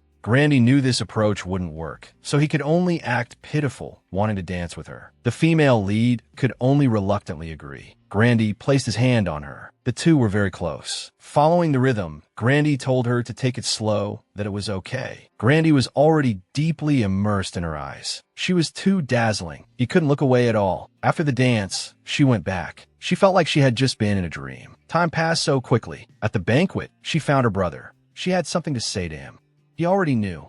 He was transferred here because of her. Her brother said he didn't blame her. That guy was just trash. He already knew. The female lead apologized to him. She would go find someone with power to plead for him, to help him return to the Night Order. But her brother said there was no need. He was indeed very annoyed when he was first demoted here. But as he spent more time here, things weren't so bad. As a knight, his goal hadn't changed. It didn't matter if he had to take a detour for now. He would get back on his own strength. She understood. Rindle had been like this since he was a child. He would never admit defeat easily. Instead, her brother was more worried about her. He was just like their mother, looking at his clueless daughter with a speechless expression. After chatting for a while, her brother said that everyone was looking for her just now to cut the cake. After going back, the two had indeed been waiting for her for a long time and couldn't find her. The reason her brother made up for her was that her stomach was upset. She was very happy to hear that. She said she was fine now. Finally, the cake-cutting ceremony took place. Her Royal Highness the Princess's grand birthday party came to a close. Under the watchful eyes of numerous nobles, she, with her beloved family and her dearest friends, concluded this warm birthday party together. After the banquet, they went to the princess's room to give her the final birthday gift, wishing her a happy birthday. It was a pen and ink. She might use it when she studies. When written on paper, this ink would sparkle like stars. The princess loved it. She was moved to tears, saying it was the best gift she had ever received. The three of them played and joked around. That night, Her Highness the Princess and her friends talked late into the night. Speaking of which, it was so natural when Sister greeted the Bougainvillea envoy. Sister was so cool then. Stella was very happy to be complimented. When she went out, the Bougainvillea envoy arrived. It turned out that Stella was very concerned about Liliana's living conditions. After it was over, she said she would see Her Highness Liliana off and then come back. On the way back, Liliana was a little downcast. She grabbed her hand and asked for help. The female lead asked her what was wrong. She said they should talk slowly at her palace. In the past, she was very concerned about her living conditions and wanted to see inside, but she had refused. It was as if she had something she didn't want others to know. Her home was very simple. This was where Liliana lived. In the past, she vaguely felt that something was not quite right with Liliana's state. But seeing her in good condition recently, she had been relieved, not knowing that she was actually living in a place like this. There were no maids here, but there was a guard watching her. His Majesty didn't know about this, and this wasn't what she was asking for help with. She hoped that her sister would not find out about her situation. Her sister trusted her, so she was relieved, and she knew her brother's true face. The female lead was shocked. She actually knew Deal's true identity. The female lead pretended not to know. Liliana said this was a deal she made with her brother, to give all her budget to her sister. She heard her brother discussing her sister's extravagant spending, and that he wouldn't give her any more budget. So she went to her brother, willing to give all the budget from her own palace to Sister Stella. Because the reason her sister was so extravagant was because of her birth. Without her, her sister would be happier. It seemed her sister needed this money more than she did. Her brother said he understood and would take care of it. This happened when she was 5 years old. Whether it was Stella or His Majesty the Emperor, if they knew about this situation,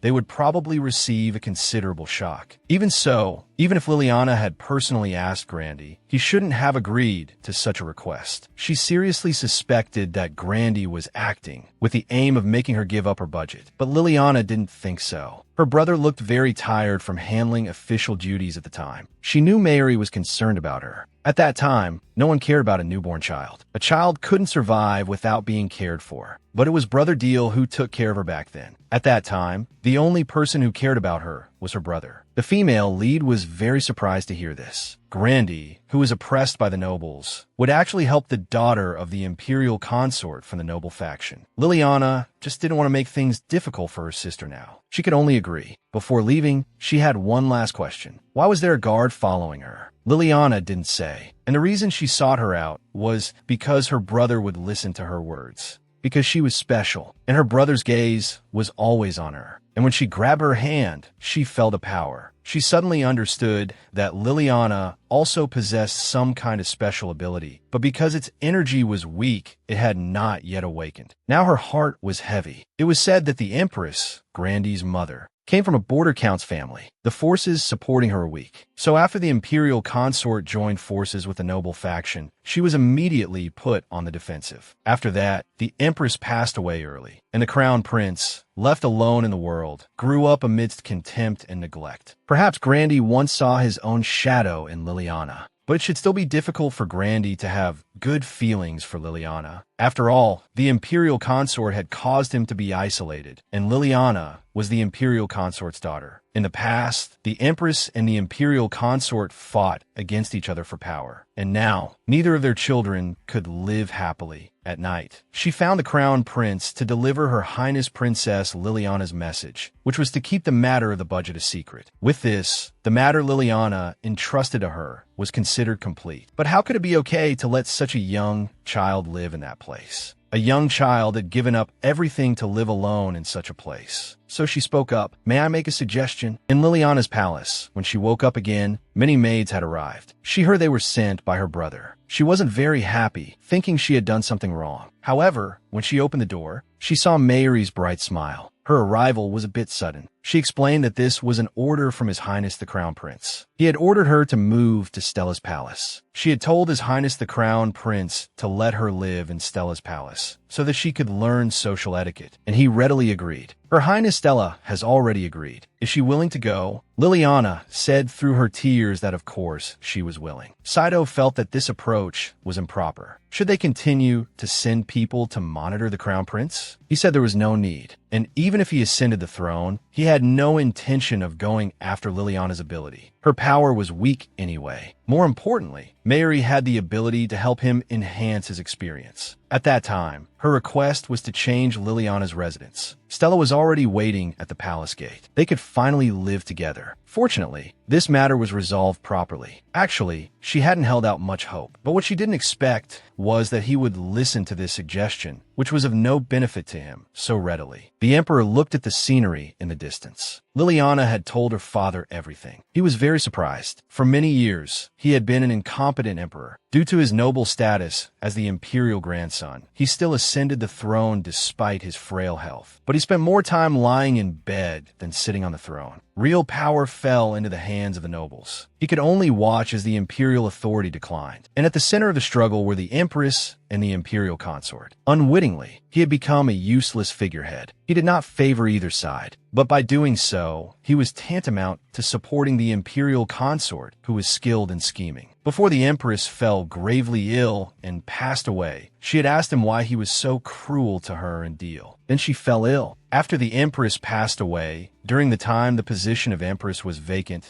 the empress's supporters gradually disappeared as if they had never existed. It turned out that in all his long years as emperor, all that remained was a deep sense of powerlessness and endless regret. So he summoned the crown prince. He had something important to tell him. It was about the matter of moving Liliana's residence. Grandy handling state affairs in his place was in accordance with his own choice. Perhaps he did so in order to quietly carry out his own plans where others could not see. He was different from him. The emperor had a request. He hoped that after he ascended the throne, Stella and Liliana could also live as they do now. Grandy was a little surprised. The emperor was setting a condition for the succession to the throne. He was doing this for the safety of the princesses. For many years, he had believed that if Grandy became emperor, the other two children might end up as mere political tools. But now, he could have hoped for their future. Grandy said he understood. He accepted the condition. This was the only thing he, a useless father, could do for them. The emperor said that he could now abdicate at any time. But the crown prince said not now. The current imperial power was nothing but a name. So most of the nobles still didn't take the imperial family seriously. When he had eradicated them and possessed formidable power, and was able to occupy an absolute ruling position, he would tell him. The emperor understood. This child could walk a different path. The two sisters were reading a book. The female lead walked over to remind them it was time for bed. Time passed so quickly. Liliana liked all the stories in the book with happy endings. Her work for the day was also successfully completed. Speaking of which, Makia had looked for her during the day. In any case, Liliana's matter had been properly resolved. Deal also seemed to trust her more than before. Grandy found her to talk about the matter at the auction house last time. Let's talk upstairs. She suddenly noticed a butterfly appear beside her. It was rare for Grandy to also be able to see the glowing butterfly, but as soon as he touched it, it disappeared. She thought she had seen it wrong, but Grandy saw it too. This was not a coincidence. This butterfly had clearly appeared before, when she first remembered her past life. However, in Grandy's eyes, rather than disappearing, it seemed to have been absorbed. This little episode passed. Now he needed to interrogate the prisoners of war and needed her help. Right here. So there was such a space in the basement of the residence. She suddenly felt a little scared. He said everything was ready. In the prison, a person was tied up. The crown prince told her not to be nervous, just to watch from the side. Now, he was going to begin the interrogation. The crown prince said they had been here long enough. Although they didn't speak, the female lead could hear their thoughts. She was very shocked. Their mouths were clearly gagged. There was only one truth. It was because of Grandy. He asked them the reason for stealing the sword. Was it for the descent of a god? He didn't need them to speak to know what he wanted to know. Grandy learned from them that besides the creator Planta, there were other gods. At this moment, the female lead directly shook off his hand. Grandy was confused. How could she only understand now? She was really foolish. Deal and Ix were complete opposites. If the ability to read others' emotions was enhanced, he could even read their thoughts. She knew she had an effect on his special ability, but she didn't know why it transferred to him. But she didn't mind being used. After all, she had thought they were in a cooperative relationship. But all along, he had been reading all her thoughts and then pretending to know nothing while testing her. How ridiculous. Her trust in him was completely shattered. She wanted to talk to him now about this very important issue. Grandy came out with her, still not knowing what was wrong. The female lead directly slapped away his approaching hand. He seriously wanted to confirm one thing. He was also a little surprised because he couldn't read Meyer's thoughts. From the very beginning, he had approached him just to use his ability, right? Because upon contact, he could not only read others' emotions, he could even read their thoughts. He had clearly promised him that he would tell him the truth. But now he had deceived him. Although he was very angry right now, he couldn't have a falling out with him yet. After all, this contract was related to his heart. He asked these questions, but Grandy didn't offer a single word of explanation. It was so frustrating that he couldn't just turn on him. He said coldly that he would fulfill his responsibilities under the contract, but he had already lost trust in him. He was grateful for his help during this time. From now on, he didn't need to do that anymore. After saying that, he turned and left. The crown prince sat there alone for a long time. As a result, the interrogation was interrupted just like that. Meyer also went straight back to Stella's palace. It's just that his expression wasn't good when he left. Sito didn't quite understand either. Before this, his lord had always been rational and decisive. But now, he didn't know what would happen in the future. He clearly could have found an excuse to gloss it over back then, but he didn't say a single word. He couldn't deny that he had indeed wanted to use Meyer in the past. But that wasn't the only reason. He had always wanted to know what was in his heart. He wanted to know how he saw him, and whether he was attracted to him. But it was useless to regret it now. Meyer's thorny words, along with that cold gaze, made his heart ache. He handled his official duties as usual. But in Sito's view, the paperwork hadn't decreased at all. It was still the same as before. It seemed he hadn't been sleeping well since that day, and the official duties were piling up like a mountain. The Lord must have done something wrong to Meyer. But both Meyer and the Lord avoided talking about it. It seemed all they could do now was wait until the Lord sorted out his feelings. The trust that had been established was hard to restore to its original state. He didn't want to go back to their previous ambiguous relationship either. He wanted Meyer to rely only on him, so that he could never escape from his side. But the more he wanted to confine him, the more he would be hated. Besides, he smiled so brightly at everyone, like the warm sunshine. He was afraid he would lose the him he knew forever. This was the first time he didn't know what to do. The only thing he was sure of now was that he missed him very much. Marcia suggested that he go and apologize. After all, Meyer is a broad-minded person. Even though Princess Stella had him thrown in prison, they were getting along well now. But he felt Meyer wouldn't accept it. Marcia didn't understand what he had done, but they couldn't keep on like this. He was a little moved. He asked how he could appease his anger. Marcia, as it turned out, had a plan. He came to the corridor at Marcia's request, but he had a bad feeling. Hearing a sound behind him, he thought to himself. Sure enough, the crown prince came to apologize to him, holding flowers. This bouquet was prepared for his apology. He asked him to please accept his sincere feelings.